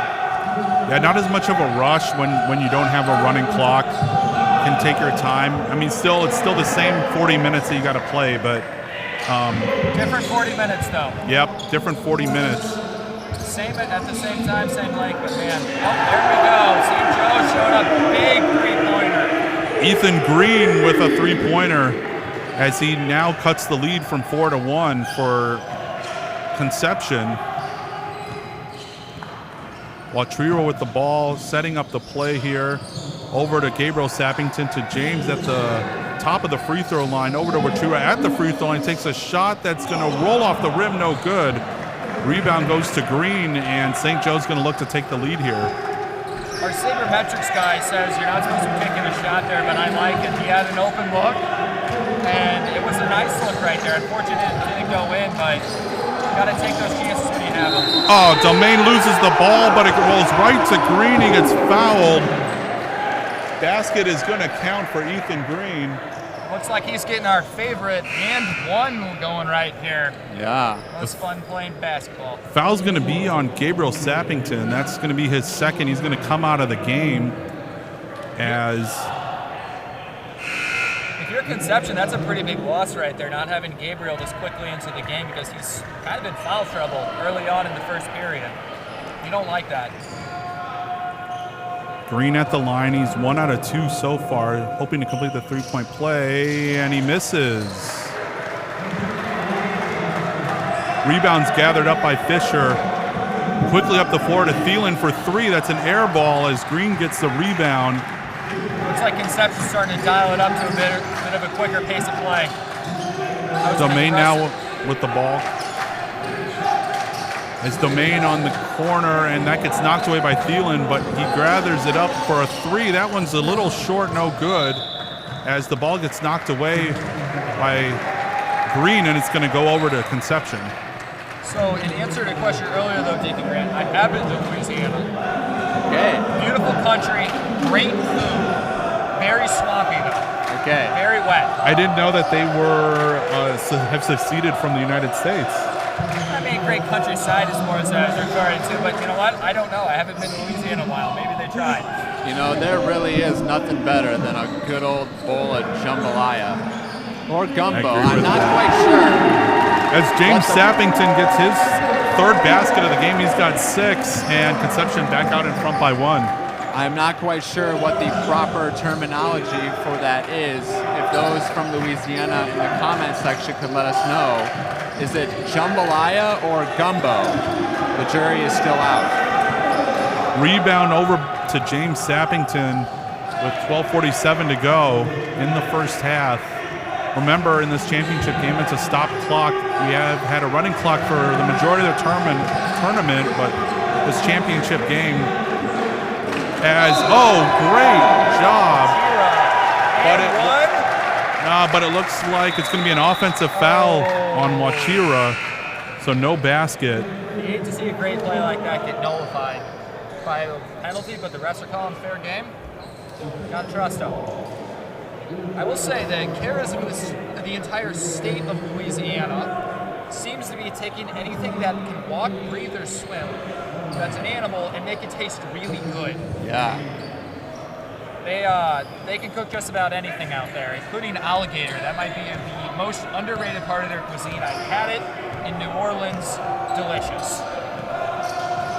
We're tuning right back in right now on Domain, looking for... Domain, beautiful pass into Pacini, and he lays it up and in.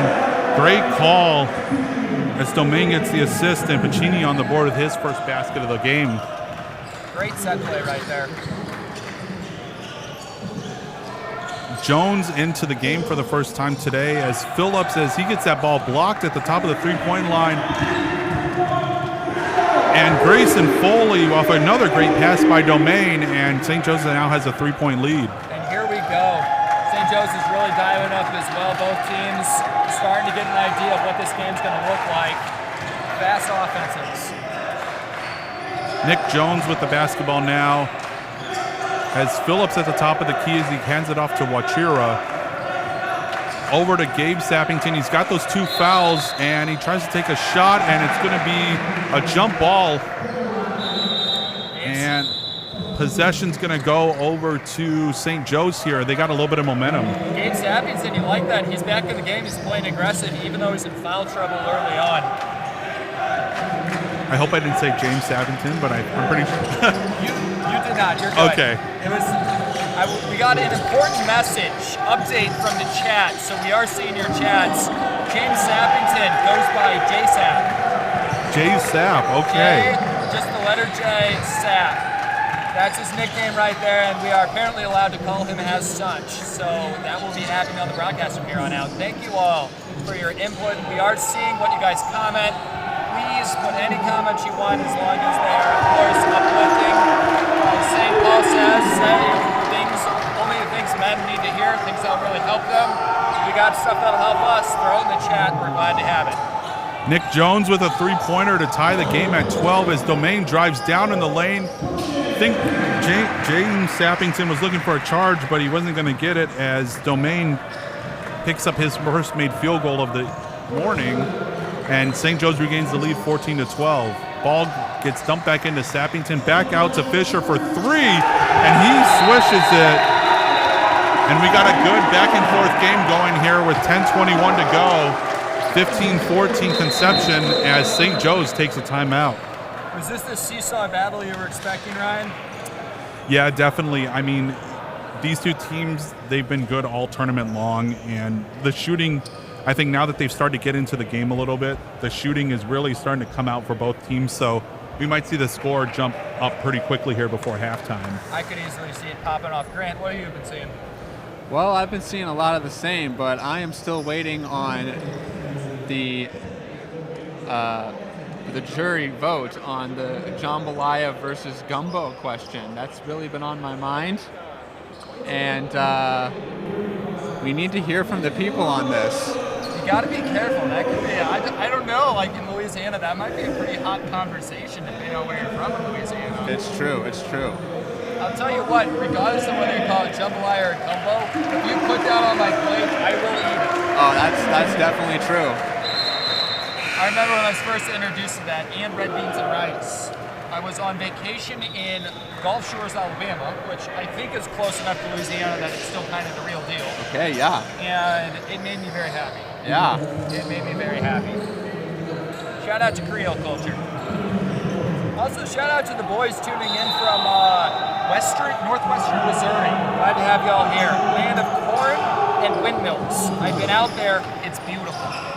We've spent a lot of time talking about the cuisine of Louisiana. No doubt we will make our way to the cuisine of Missouri. Oh, absolutely. Beautiful state, wonderful food. Okay. We're back in play here as Domain with a beautiful bounce pass underneath to Legaretta as he swings it back out to Logan Simon, who's in for the first time this morning. That pass is forced in and stolen by J-Sap. Tight basketball being played by every team here. And layup is no good, and rebound again by Conception for Fisher. He can't get it to drop, and Simon will end up with the basketball here as St. Joe's down 1. Tip drill action right there. Simon for 3, that's no good. And the ball is tipped around by Rochura, and Sappington ends up with the ball as the sun just starting to peek through the windows here at Mundelein Gym. J-Sap gets a rebound. I don't know if I've ever heard that one before in any of these games. We're probably going to hear it a lot here now that we have the right to call him that.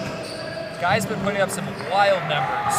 As Watrira's 3 is no good, and the pass up the floor, and I believe Foley tried to lay it up, but he was behind the backboard, so that's going to be a turnover for St. Joe's. So, not totally familiar with the rules of basketball. You can't play it off the back of the backboard? Cannot play it off the back of the backboard. Interesting. That takes away some strategies, I suppose. Yes. Wachira. You can play it off the top of the backboard, however. Interesting. Yes. Okay, the more you know. The side. Fisher with the basketball now as he's being driven out. St. Joe's still in a man-to-man. I think they're more in a zone as a 3 by Thielen is no good. It's an air ball, but Gabe Sappington is there for his first bucket of the game. And Conception extends their lead to 3. Domain tries to throw it down low, and that ball gets tipped away by James Sappington, and it'll go out of bounds. It stays with St. Joe's. Aggressive defense by both sides. At this point, while they're taking these threes or taking the ball in, I would like to remind all the Seminarians of the existence of the Conception Sons of Thunder Soccer Invitational Tournament. Also happens to fall, also an amazing time. No shot here as we got a foul called. That tournament takes place in the fall time. Last time I was there, it was one of the most fun soccer experiences I've ever had, and I've heard they have a volleyball tournament as well. Oh. Yeah, out there in the scenic rolling farm fields of northwestern Missouri. Get the opportunity to play some soccer, some volleyball. Get to see a beautiful basilica they actually have there. Yes. Yeah, wonderful place. So that was an important foul for Conception. That was on Gabe Sappington, and now has 3 fouls here in the first half. So he'll probably be sitting out for majority of the rest of the first half as you foul out of the game with 5. So that would really affect their team losing either one of the Sappington brothers. Fisher, tough shot in and out, and it's corralled by St. Joe's as Domain stops and pops for a 3, and he drills it.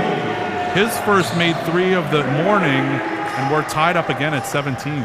If you're Conception, you got to be a little bit worried about that. When Domain gets on his 3-pointers, he can be absolutely deadly. Looks like the score is 19-17 St. Joe's as Sappington tries to go for the ball, but he rolls out of bounds. For those of you at home who are wondering why the score is sometimes a little bit off, just please keep in mind we study theology here, not basic math. That's right. It's always a good reminder for our viewers out there. Yes. As Simon now with the ball for St. Joe's up 2. As he tries to dump it down low as Wachura is now down in the post.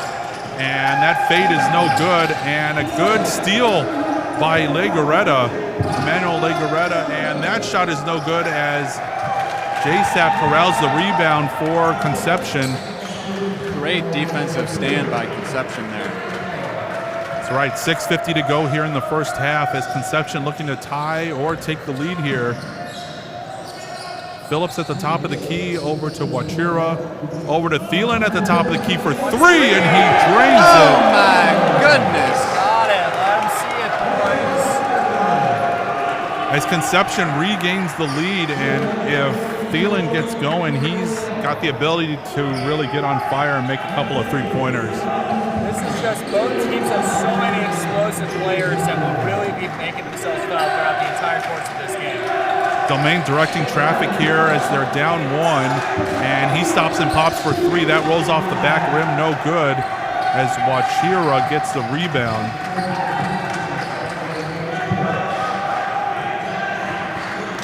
And it looks like both teams switching momentum here as we go back and forth, trading leads. Wachira for a long 2, and he drills it. He's got 5. And Conception now up 3. Hands aggressive. I love to see it. Pacini with the ball now as he goes by the screen. He lays it up and in. Beautiful layup. He's now got 4 points. That was slick right there. It is so hard to defend against a layup coming in from that angle. Great job defending the ball. Fisher wide open for 3, and he drains it, and we have a 4-point lead now for Conception as he's now got 6 points.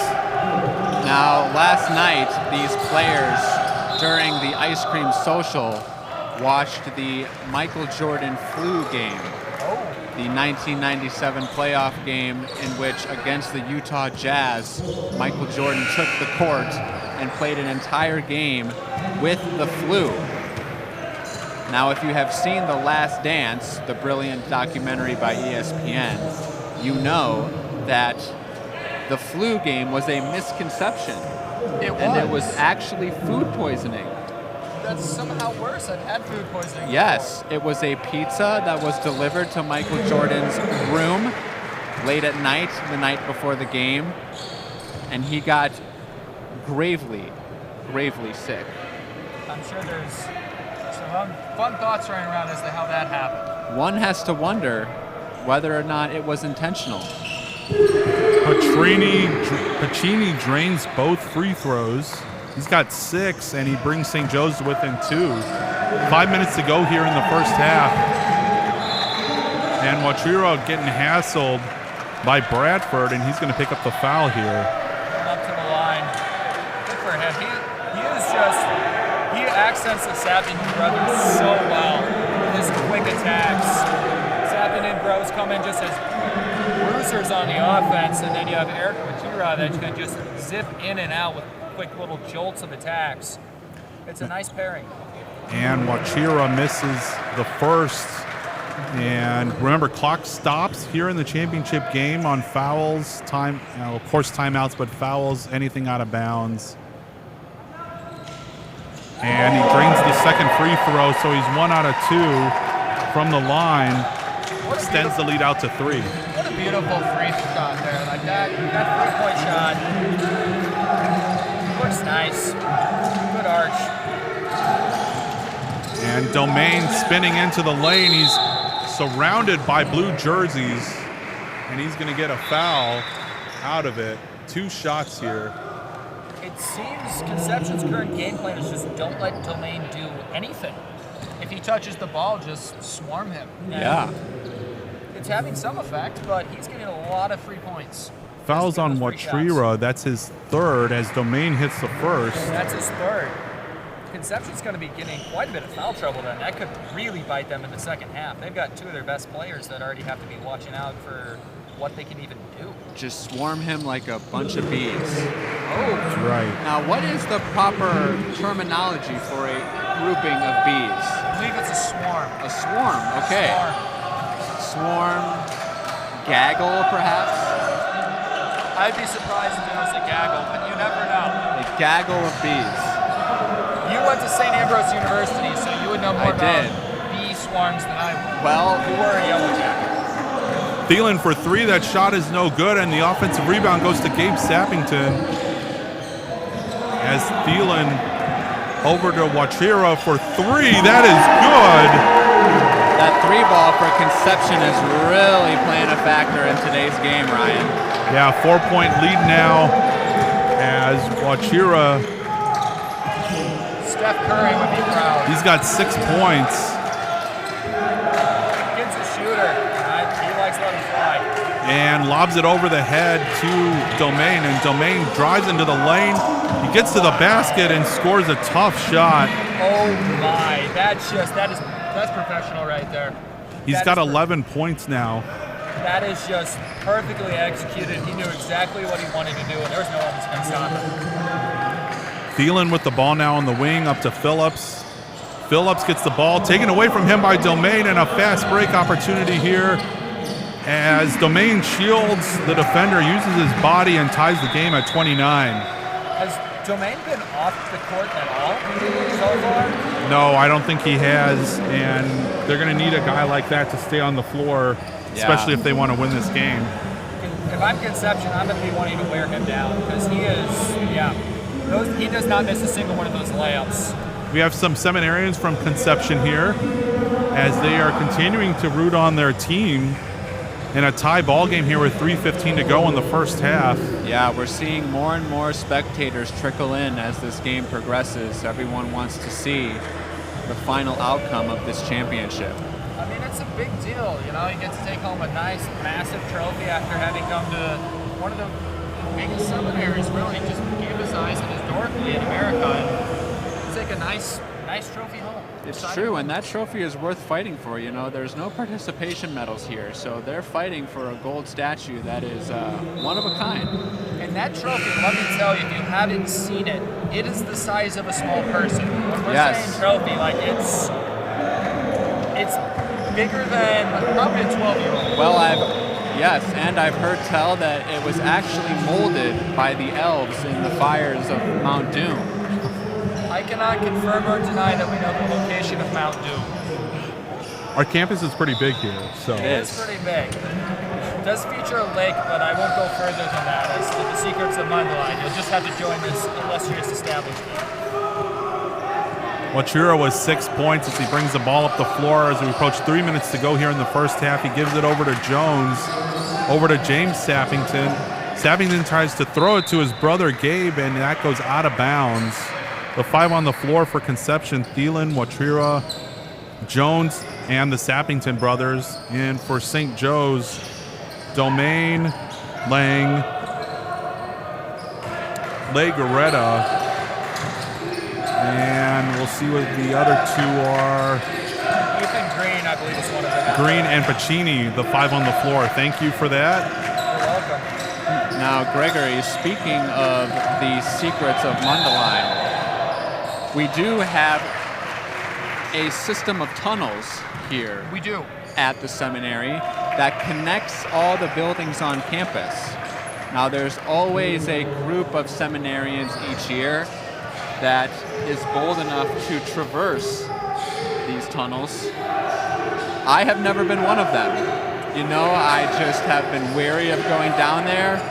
Maybe I'll find someone or something that could potentially harm me. And I'm just not willing to take that risk, folks. J-Sab with a hook shot, and he has 8 now as he puts Conception back in the lead. Making his presence felt. A lot of those old buildings have those tunnels. I've not been in them myself, but I assure you, it's just concrete walls and a bunch of wires. You think sounds way cooler than it in fact is. Lang drives all the way down. He gives it to Green for 3, and he sticks it. His second 3 of the game.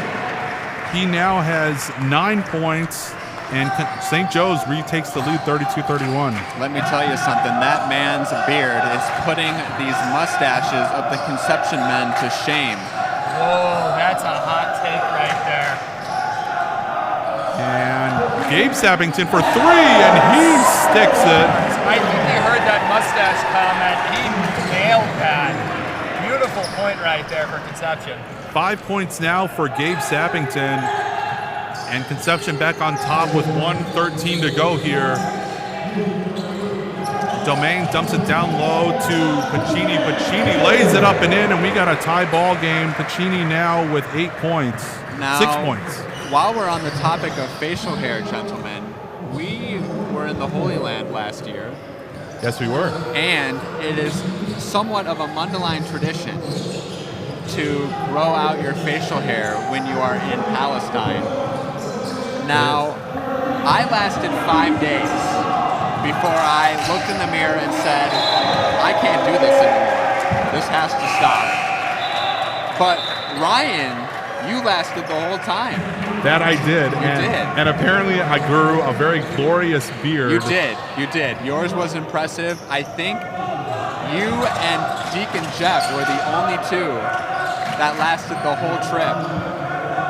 I did not bring a razor on purpose. You know, I almost made that choice. And the day of, I was like, I need to pack this just in case of an emergency. And I'm glad I did. On behalf of our entire school, thank you for doing that. Great. All right, St. Joe's looking to get a final lead here going into halftime. And that ball gets thrown out of bounds by Domain with 14.7 to go in the first half, and looks like Conception's going to get the last shot here.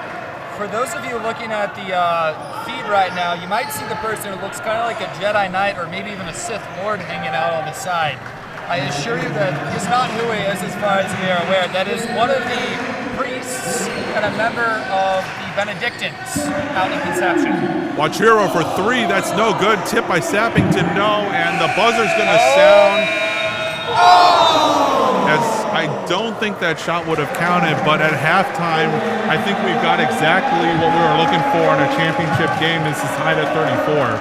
This is exactly what you want in a championship game. It's exactly what we asked for, and I can't wait for the second half to begin. We'll get some stats. We'll come up if you guys want to talk about something while I go get those stats. By all I'm sure means. Grant and I can find something to talk about. We've been doing that for a while, it would seem. It's just overall, this is exactly what you were looking for. Two high-powered offenses really battling hard with each other. Am I surprised that it's 34-34 going into halftime? Not at all. No, me neither, Greg. Me neither. Is there any other thoughts you have so far for the game? Well, not on the game. Just in general, give us a nugget of wisdom here. Nugget of wisdom. Well, as many of you know, we are here at Mundelein Seminary, and so many fun facts we could tell about this school. Remember, only good things men really need to hear. That's right, only good things. Now, Cardinal Mundelein, as you may or may not know, was a very high-powered individual within the Vatican itself.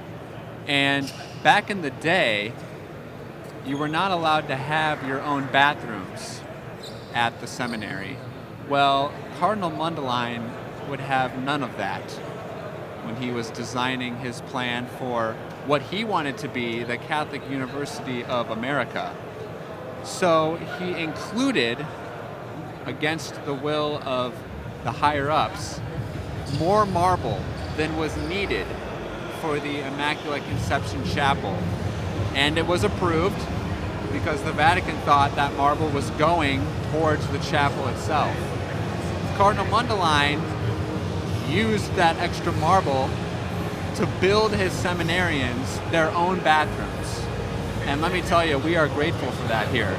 I don't know if I'm edified by the fact that he apparently did that, but I am grateful for the fact that he did that. Yes. It is quite a better experience to have your own personal bathroom. Now, I believe both of our teams here, they have community bathrooms. I cannot speak to that at all. I haven't been to neither. Well, no, I have been to Conception. I don't remember hardly anything about the place, though. Okay. I will tell you, though, large windmills in the middle of farm fields. It is out there. Like how we say the middle of nowhere in the English language. Yes. That's where it is. But that's where you encounter God. You find him in desolate places. And it would seem that's part of the idea going behind that institution of formation. Now, I do want to bring our fans' attention for everyone at home. We are joined by yet another one of our co-hosts and announcers. How are you guys doing today? My name is Andrew Bilgrey, Diocese of Peoria. I've been doing the announcements. I don't know if you've heard me in the background. I have such a love for announcing games. You're doing a great job at it so far. So, Andrew. What's up? Tell me a little bit about yourself. I heard you're military. Is that true? That's right. I did 6 years in the Army Reserves. Wow, what'd you do for it? I was an Army musician. Musician? I didn't even know those still existed. Oh, no, they still have a role in the military, I can assure you. What did you play for? I've played for active duty service members, I played for veterans, and also for the citizens of this great country in parades such as 4th of July, Von Steubendoy Parade up here in Chicago. Oh. Yep, all these great things. What's your favorite go-to song? Like, hey, we're going to do a parade right down here at Principal Avenue. Yeah, so we do Bravura. Bravura, okay. And then we got the Army song. The Army song. Yeah. Is that its actual name? The Army song, it's like the service medley, what you would hear, like march along, sing along with the Army of the Free. And then you got first to fight for their right and to build a nation's might. And the Army goes.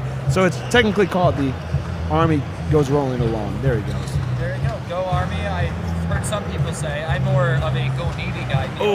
But what happened today? What happened this season? Tragedy. No, it was not a tragedy. I can assure you that it was what should have happened. Really? Yeah. I don't know. Those big boats are kind of cool. Well, in this last minute before I have to get back to this game here, any other questions? I think that's pretty good. Any challenges with calling anything? It's just when the players are getting so heated in the game that they start approaching the sideline and I can't see the action. But however, that's a good problem to have. Hey, praise God. All right, thank you for tuning in. I'll be giving the chair back to Ryan Mao here. Say a prayer for Andrew, who's doing great work for the seminary, great work for the armed forces. Great guy.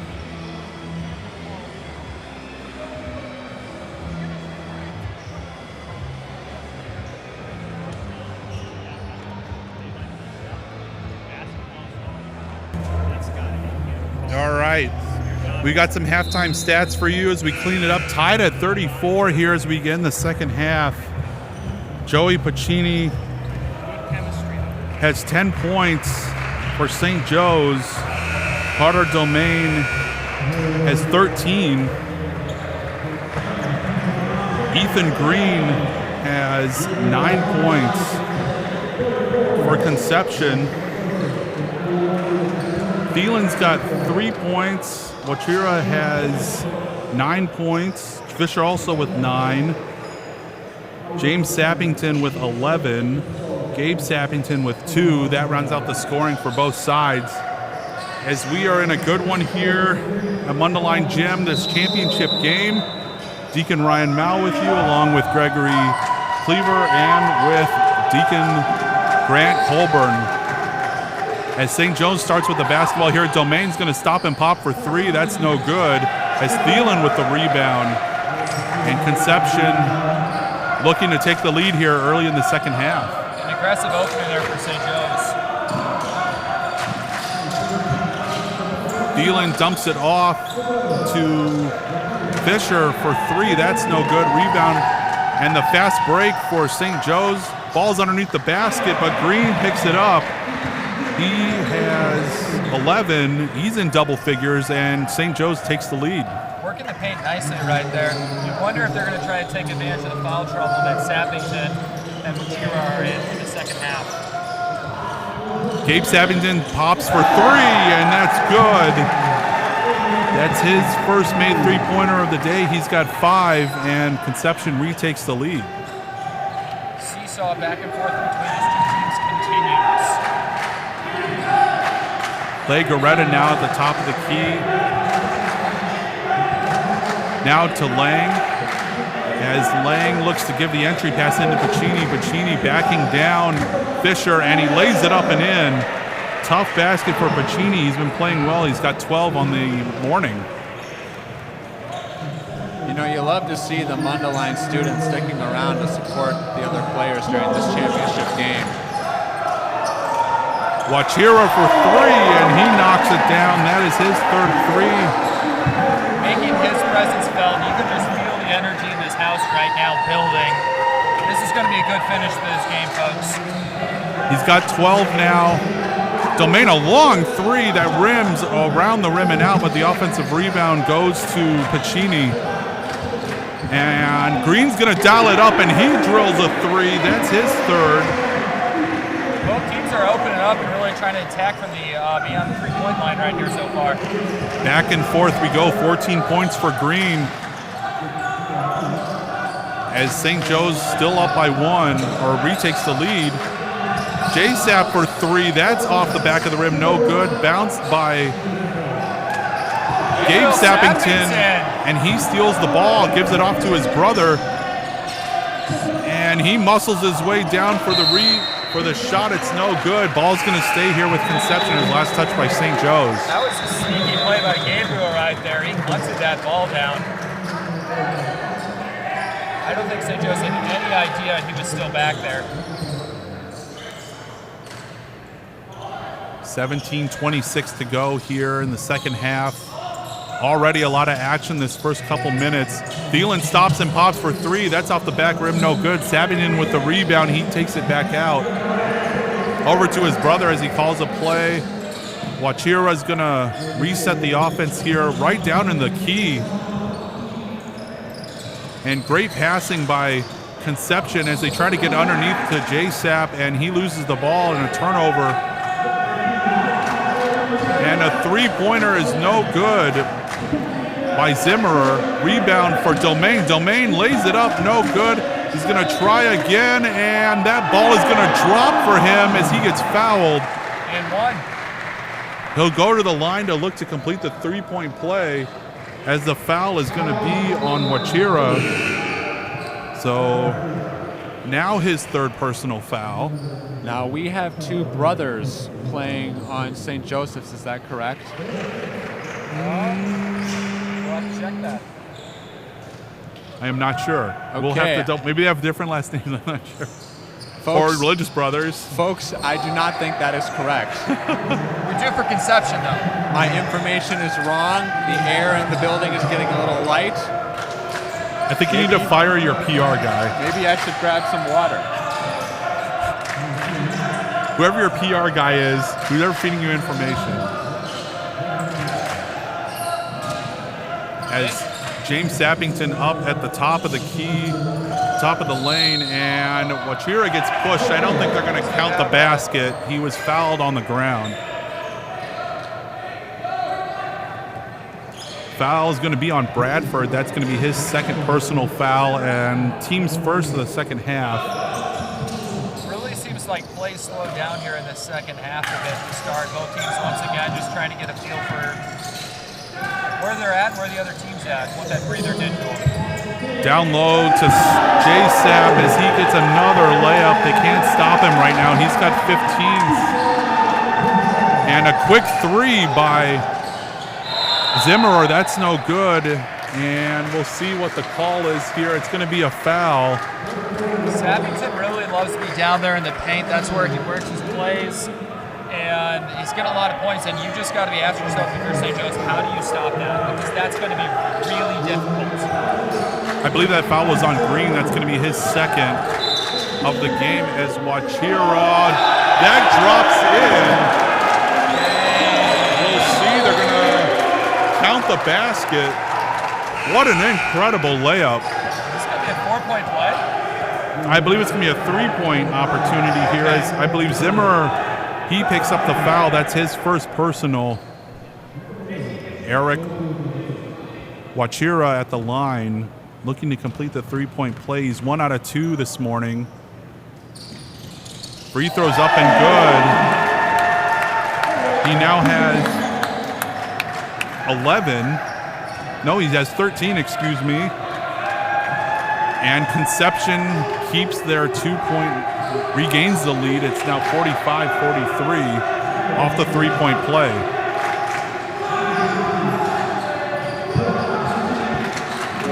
Domain getting into the lane. He just throws a little shot up and in. Great shot for him as it rolls through. He's got 17 on the game, and we're tied again at 45. And that 3 ball is short. Pace of play is really starting to work up again. You wonder which team's going to tire first, if either one. Hook shot by Foley is no good. Rebound goes to Gabe Sappington. They're both throwing their starters in and just letting them have it. 15 minutes to go here in a tight ball game. Tied at 45. Wachira for 3. That's off the front iron. No good. Legaretta with the rebound. As he takes the ball up the floor. Gives it to Zimmer. Back to Domain. Dumps it down low to Foley. Foley with a hook shot. He's going to follow his missed shot. That's no good. Rebound ends up going to Conception, to Nick Jones. And they'll look to try to settle down here a little bit. And an errant pass thrown as that ball was knocked away by Wachira, and it's going to stay with St. Joe's. We haven't seen a lot of those errant passes in this game. That's been one of the things that's impressed me about this so much, is how clean the passes have been and just the offense in general. They've run very well. Domain has the ball as he's calling out another play here. And a screen at the top of the key as Domain drives all the way to the basket. A delayed shot, trying to shoot it over James Sappington. Never an easy task. Rolls out for him as Conception now with the rebound and the ball. Conception scores in a lot of tough angles on the paint there. Nice dump off to Sappington as he gives it off to his brother. Easy layup for Gabriel Sappington. He's got 7. Conception takes the lead again, 47-45. What an absolutely beautiful play there. That was set up perfectly and executed without any flaws. Missed shot there by Zimmerer off the 3, and the rebound goes to Conception, and they'll look to extend the lead here with 13:25 to go. Ball is thrown away again. St. Joe's going to get the basketball back. All right, during this change of teams, I'm going to be signing out, letting Terry Marmion back on to call the final part of the game. Y'all have a great day. Consider a vocation to sainthood. I've heard it's pretty cool. Thank you, Gregory Cleaver from Diocese of Jefferson City, for joining us. As we're back with play here, 13-17 to go. And a three-pointer by Green is no good. Rebound goes to Jones. Up to Fisher.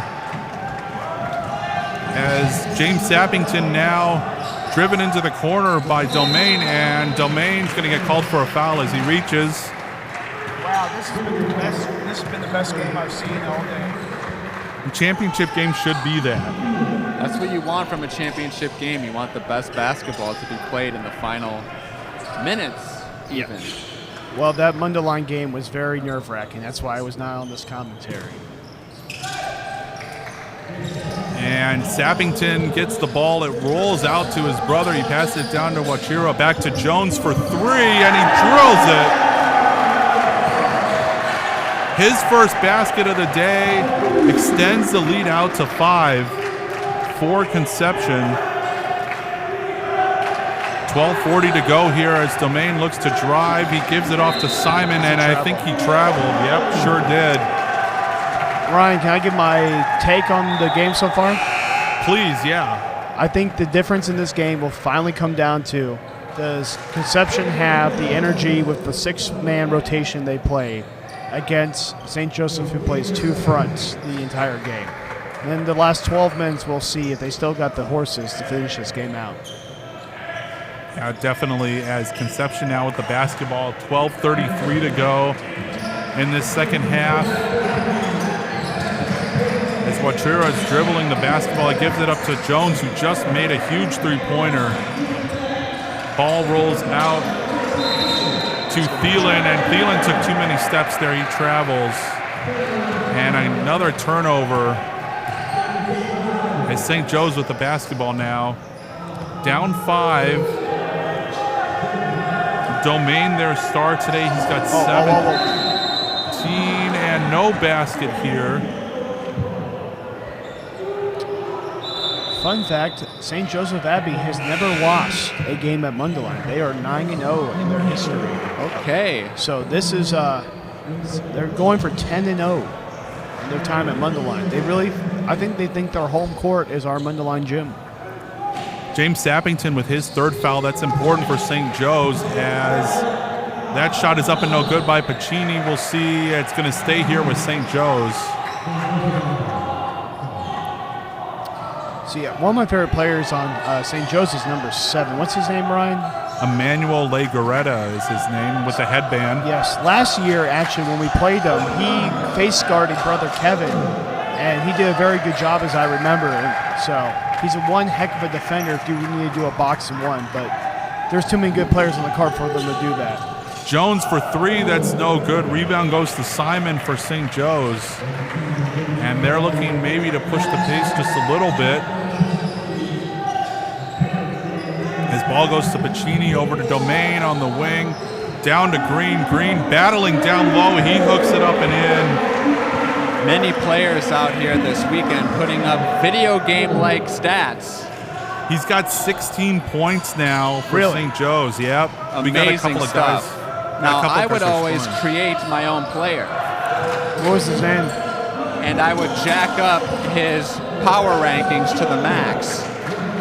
Literally jumping out of the gym and slamming dunks like it's nobody's business. What would you name your character? Well, Vince Carter was the best player on the game I had. Oh, really? But that was 2004. Brings back the good old days.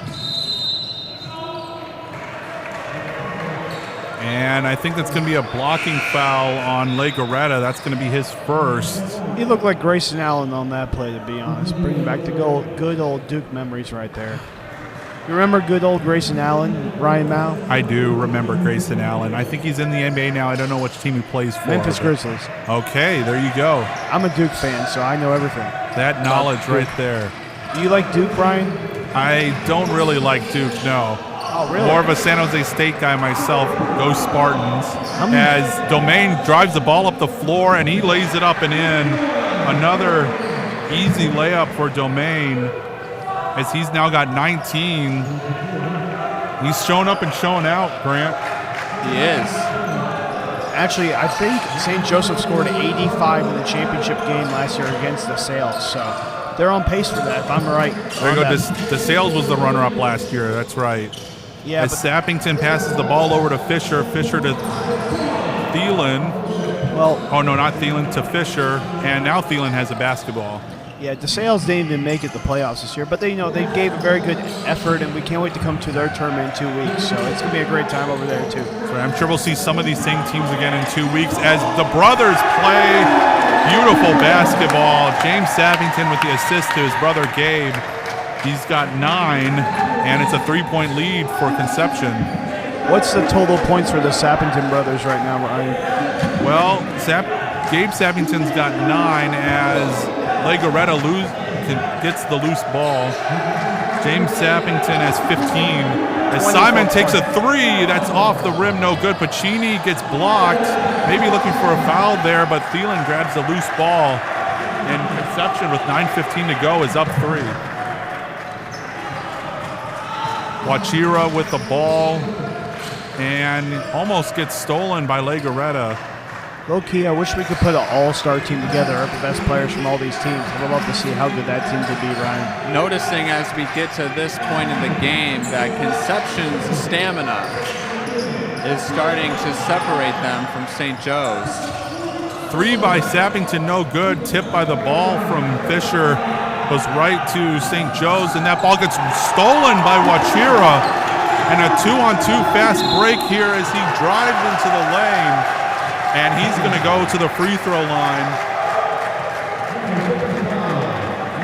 I will also say both these teams are great free throw shooting teams. Simon commits his first personal foul.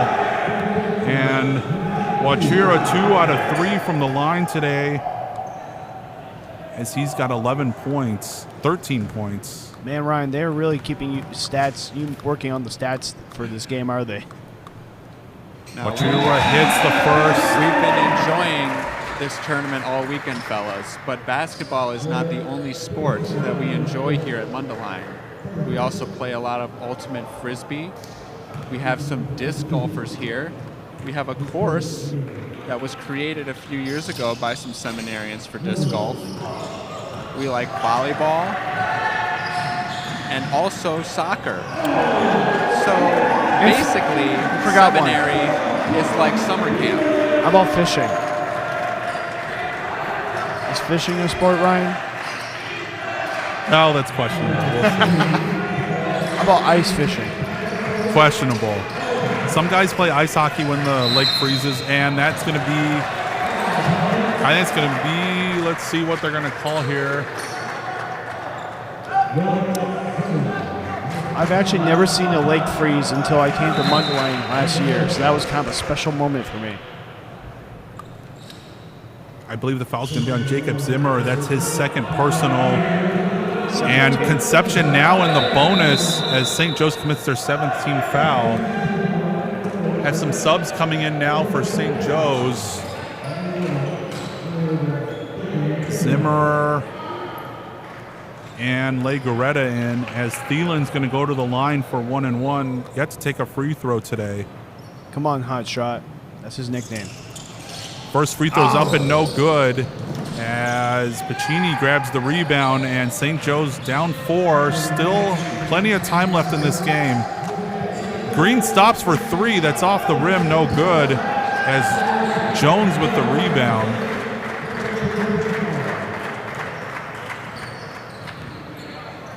Can Conception pull out this game? Last year they finished 3rd. I think they lost to the Sales last year, right with that?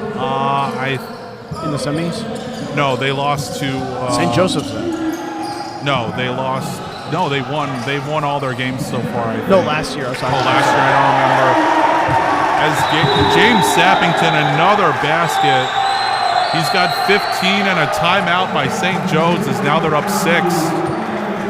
This is a crucial moment for St. Joe's to get back into this game. It's a good timeout right there. Feeling the pressure a little bit here as we're back in the broadcast booth. There's Terry, there's Grant. I have my Ryan. name badge. So Father Beltran wanted us to dress up today, so I have my name tag on just to prove who I am. But the good thing about Mundelein is by about week 2 here last year, everyone knew my name, so I don't know why I have to wear this anymore. You made your presence very known. Very true. Now, I have heard that the winner of the MVP for this tournament will have a Barbie created after them in honor of the Greta Gerwig film just released.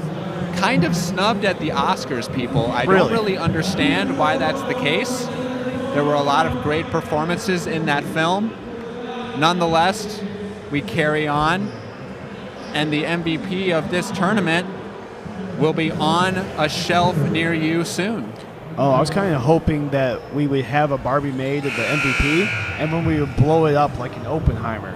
Kind of combine the Barbieheimer conspiracy that was going on. Kind of a combination of the two films. Yes. What do you think about that, Grant? Do you think that's a good idea? Well, it's a bold move, but if I had a Barbie created after me, you would want to blow I it would up. certainly want to frame that thing, put it in a box, bury it, put it somewhere where it would be preserved for the next generation, kind of like a time capsule situation. But that's just me. Yeah, I would want to get some Tamarite and blow it up. Laying with the ball now for St. Joe's, coming out of the timeout. He tries to take a shot. That's no good. Domain goes to the corner. He shoots a 3, and he drills it. Quick question, Ryan. Who votes for the MVP? That is an excellent question. I think that's the higher-ups. That's beyond my pay grade. Do I get the vote because I'm the assistant to Colin? You might. That's something that you and Colin will have to talk Okay, about. because I want to vote for. I never voted for an MVP before, and it's something I've always wanted to do. And a foul is going to be called here. 2 shots as the foul is going to go on Domain. That is just his second personal foul, so no way in foul trouble at all. But Gabe Sappington's going to go to the line to shoot 2 free throws. It's also great to see the Conception guys who are now on the team really supporting their brothers and coming all the way out from Missouri to come here. Sappington hits the first free throw. His first time at the line today. He's got 1 more coming. And he now is in double digits with 10 as well. Wow. Some really great players out here. To be honest, Grant, is this and Ryan, are these the 2 best teams you've seen of the tournament of your 6 years here?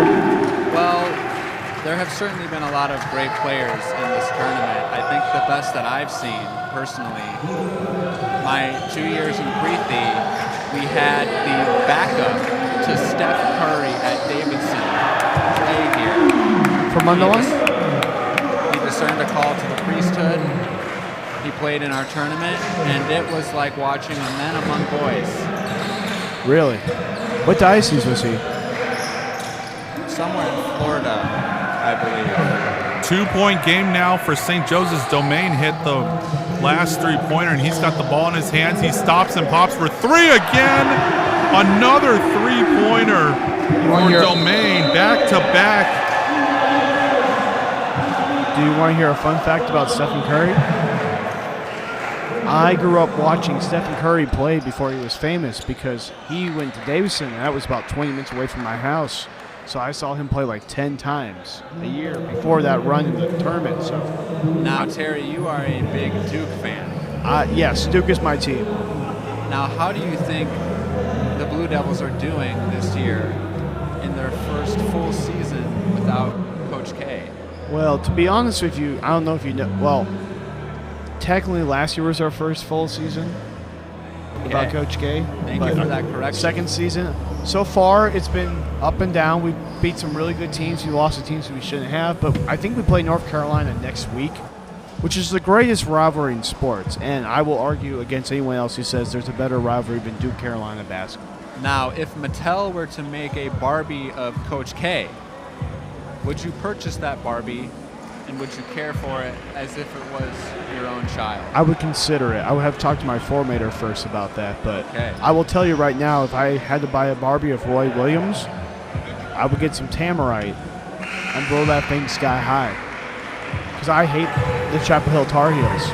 Well, it goes like it's between Satan and the Tar Heels about my two least favorite things in the entire world. I would just like to let our viewers know we are not being paid by Mattel in any way for our support of Barbie, Well, I'm not supporting Barbie.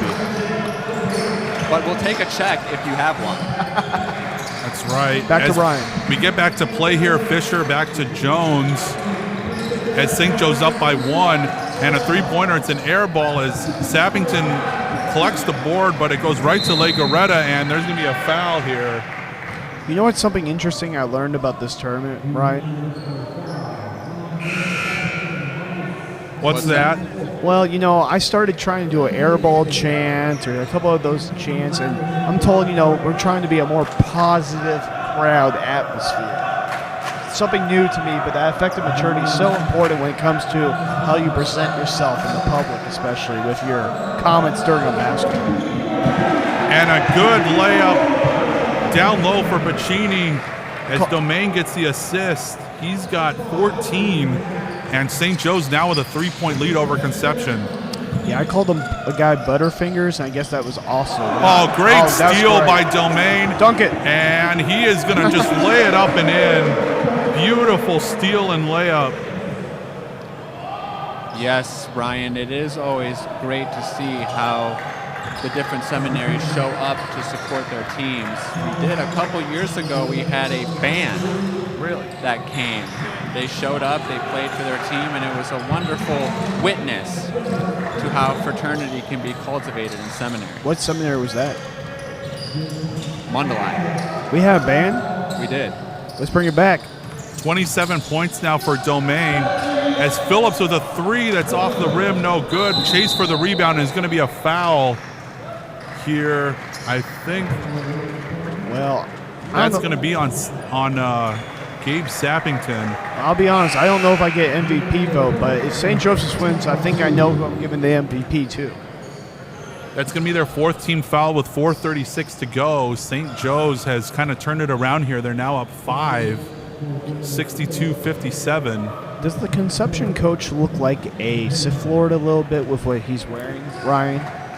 We talked about this Oh, really? in the first half about him not being a Sith Lord. Well, I think he's a smart Sith Lord. He looks like a Sith Lord who reads a lot. And layup is up by Lang and no good. As Conception with the basketball now, they're trying to slow it down as we approach 4 minutes to go in this ball game. Overtime possibly looms if Conception can tie, and a great steal. Great steal by Pacini. And up the floor as it hits the backboard. That was trying to go to Foley, but just a little too long, and Conception's going to have the basketball down 5. That looked like when you were shooting the half-court shots as a kid trying to impress people right there. Jones dribbling with the basketball against Pacini. Pacini hounding him over to Gabe Sappington.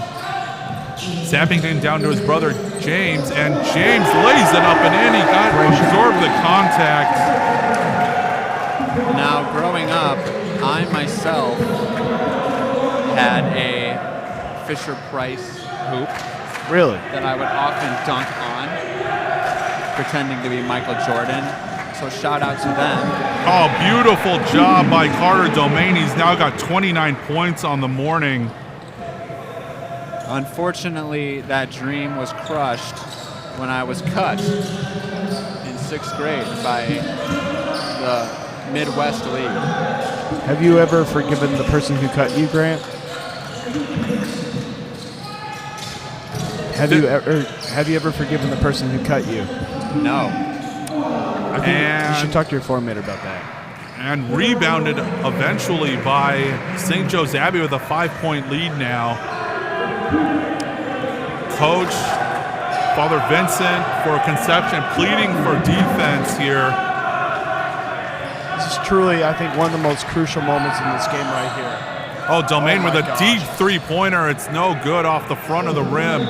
And a lucky break for St. Joe's. I just want to give a shout-out to my two co-hosts right here, Deacon Ryan and Deacon Grant. They both have been great role models to me, especially Grant in this last year on the cam. And and Ryan my first year. I just want to say you guys have both made me a better man. It's been great to be on this broadcast with you. Indeed. We appreciate that, Terry. And Ryan introduced me to Chipotle last year, so thank you, Ryan. No, sorry. That was Grant who introduced me to Chipotle. Thielen for three. That's no good, and a high rebound for Green as the ball goes down to Legoretta, and he lays it up and in. Lead grows to 7. He makes his first field goal of the morning, and under 2 minutes to go now.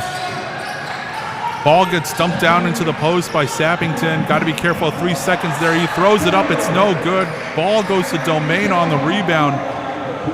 Green gets fouled by Wachira. No basket. I would like to provide some clarification to the debate as to whether or not the Conception coach is a Jedi versus a Sith Lord. Now, I don't believe those two things exist within reality, but the jury is still out as to whether or not Benedictines can and have used the Force. Pacini with the and one here. That was great. Well, what a great play. Well, I hate to tell you this, Grant. While I don't think there is the Force per se, there are people who have written down the Jedis are religion, and it's a recognized religion in most countries. There's over 100,000 people in the UK who say their religion is the Force, and they are Jedi. Pacini looking to complete the three-point play, and he does. He made all his free throws today. He's got 17 points. St. Joe's all of a sudden with a 10-point lead, and desperation time now for Conception. Sappington for three, that's off the backboard, no good. And with 1:18 to go, a double-digit lead all of a sudden for St. Joe's as they maybe look to salt this game away here with one more made basket. Now, as we come to the end of our weekend, we would like to also give a shout-out to the refectory staff. Yes.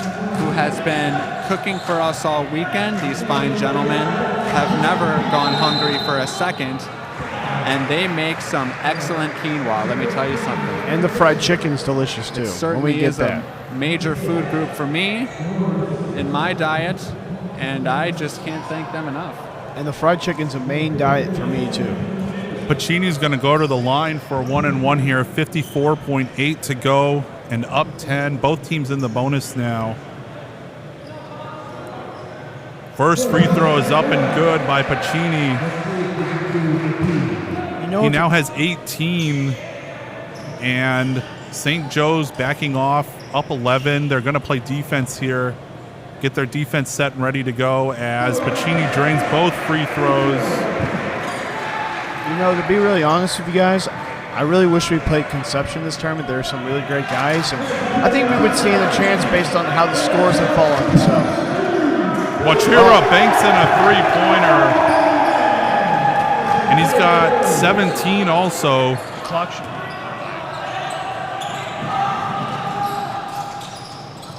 And looking for some defense here as he gets fouled. Domain is fouled. That's not the guy I would foul. He's like J.J. Redick at the free throw line. He don't miss. Domain's got 29 points this morning. He's the leading scorer for both teams. Is it the most points scored for one guy in the games you've seen in this tournament, Ryan? Oh, yeah. Usually in the championship games, you just get a couple of players, and those are the guys that the stars, those are the ones that stand out, and they usually are scoring. Now, speaking of leading scorers, did you gentlemen see Luka 3 nights ago? 74 is it or 73? 73 points he scored, 4th all time. Well, the three-pointer does help. It's kind of impressive. Will Chamberlain scored 100 points with no three-point line. Domain drains both. He's got 31 on the game as 32 seconds to go. St. Joe's up 11. Wachira again, another three. That's going to go off the iron. No good. Another foul. And I think St. Joe's is starting to feel it now as they're up 11 with 25 seconds to go. You know, I won't.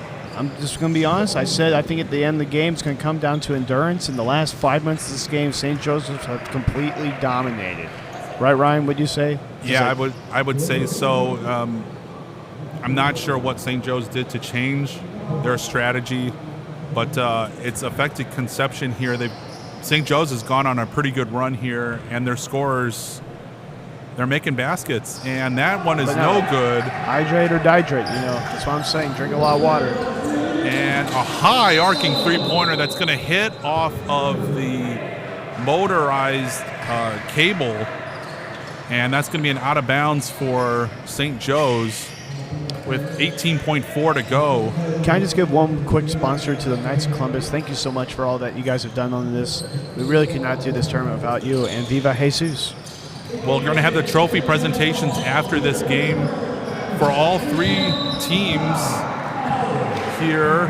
3 of the 4 teams, actually. Mundelein will win the 3rd place trophy. It looks like St. Joe's is going to win the championship trophy for the 2nd year in a row. It looks that way, Ryan. And Conception from 4th place to 2nd place. Third place to 2nd place. Thank you. As the free throw is missed by Lang. I think St. Joseph's is going to still have a perfect record at our gym, so we might have to change the gym name to St. Joseph Abbey Gym. I got to say, very impressive performance by St. Joseph's. They were battling. They were actually down double digits, I think, in the first half. And they battled back in the second half, and they have played extremely well. Credit goes to both teams, but St. Joe's looks like they're going to have it here. And, to be honest, they've been down. We were up on them for a minute at halftime, so, they handled that beautifully. And he lays it up as Green lays it up and in for the last 2 points of this game. But the final score, St. Joe's Abbey, back-to-back champs of the Mundelein Tournament here at Father Pat O'Malley Invitational, 75-62 final score. Well, I'm happy because I'm driving them back to the airport, so they'll be in a good mood. We're going to have the trophy presentations. We'll also have the presentation of the most outstanding player as well as the leading three-point shooter for the tournament. Am I correct on that? Yes. Okay. We'll figure that out. All right. We'll have some post-game stats for you. St. Joe's Abbey, back-to-back champs, 75-62. Don't go anywhere.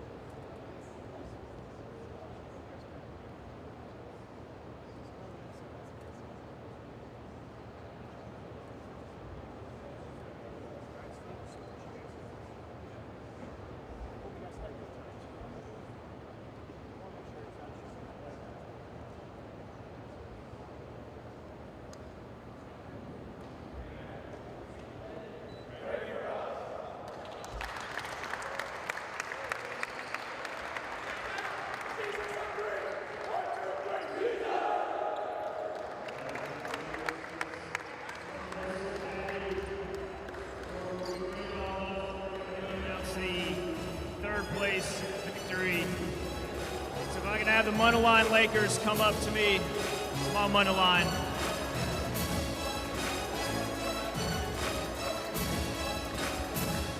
Just a little down. Come receive your trophy. Congratulations, Mundelein.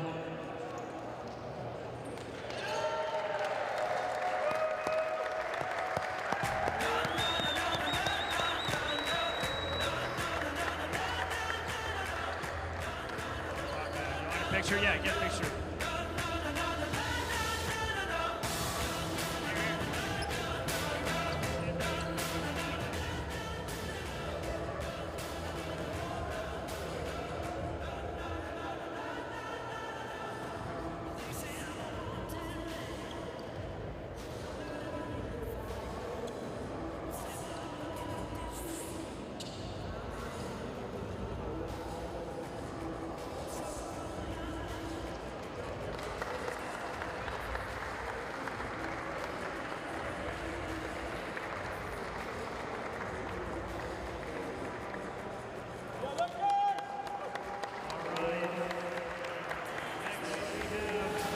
Coming all the way from Missouri, Conception College Seminary. Come on up, Conception. Congratulations, guys.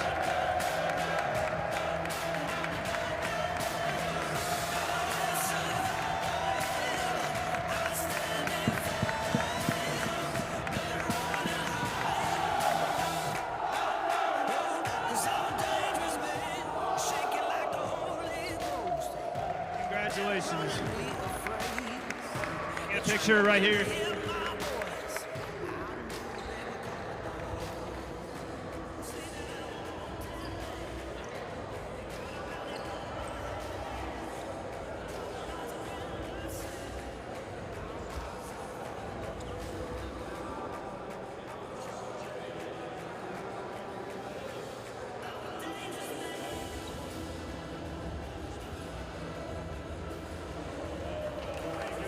Great basketball out there.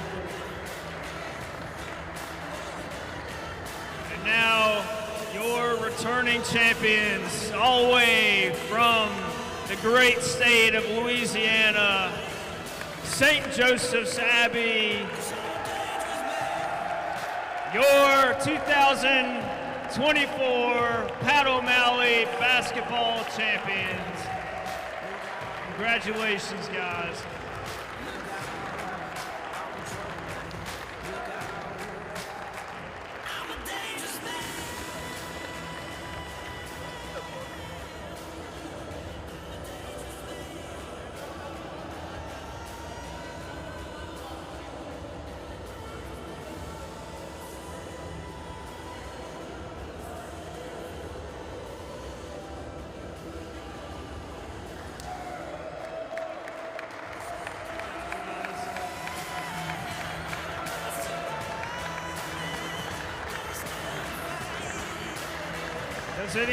This year's MVP award goes to Carter Domain. Do you have any words for us here, Carter?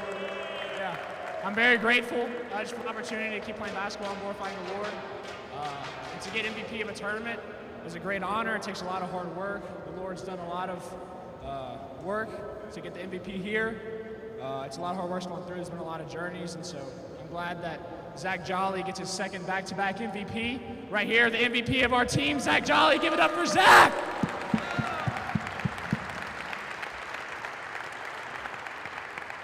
And before y'all come off the stage, I want to bring up some other MVPs here. Ron Zuma, are you in the house? Ron, come on up.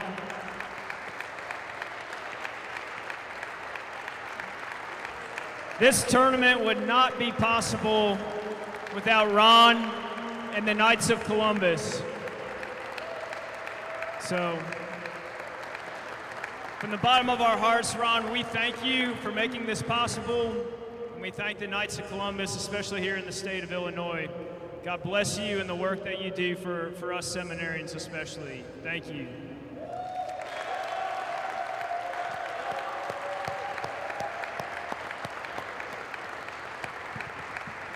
And he's pointing to his wife who's running away.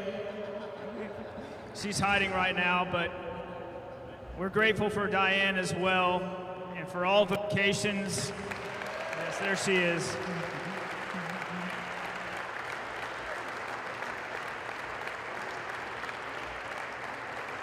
Our vocations, our call from the Lord is what this weekend is about, following the Lord, following Jesus Christ, our Savior. Some of us, like the men in uniform here, are called to be priests of Jesus Christ. That's what seminary is here for, but we also have married couples, and that's a beautiful vocation too. And none of us would be around if it weren't for our parents and for our families back home. So for the families that have been watching this tournament all weekend on the live stream, God bless you. Hi, Mom. Hi, Dad. We love you, Mom and Dad. Thanks for the gift of life. All right, so let's close it out with prayer. Everyone gather here in the middle of the court. Yeah, that would be beautiful. Good idea. What is this album?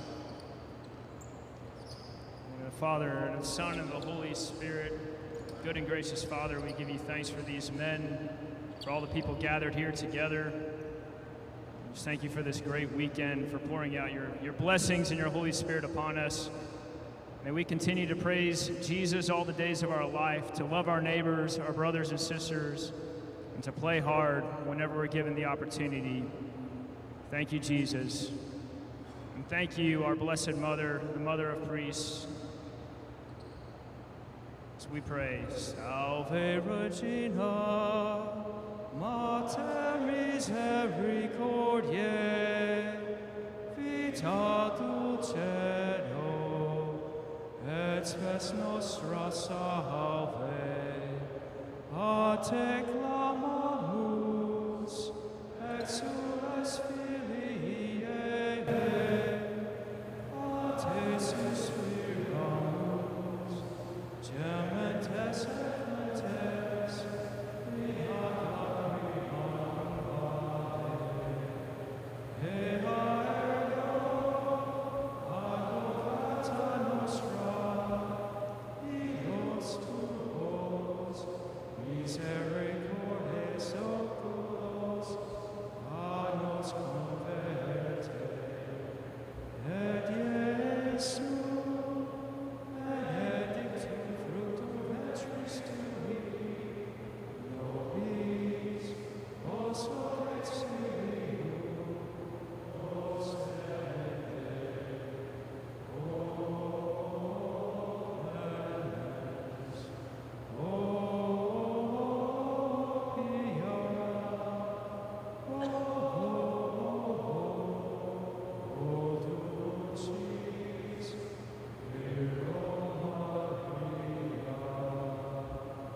This concludes the 22nd. One more announcement.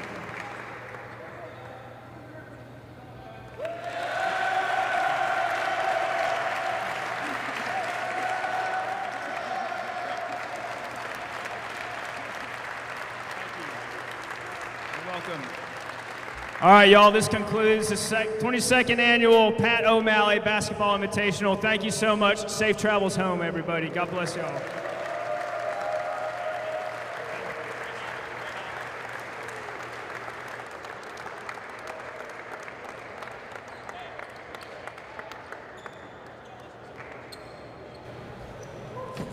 All right, and we're back live here. Just had a awesome prayer by Deacon Colin Patrick, who's the main head of this tournament, and I'm here with Andrew Bilgery of the Diocese of Peoria. It's good to be back. That was a great prayer.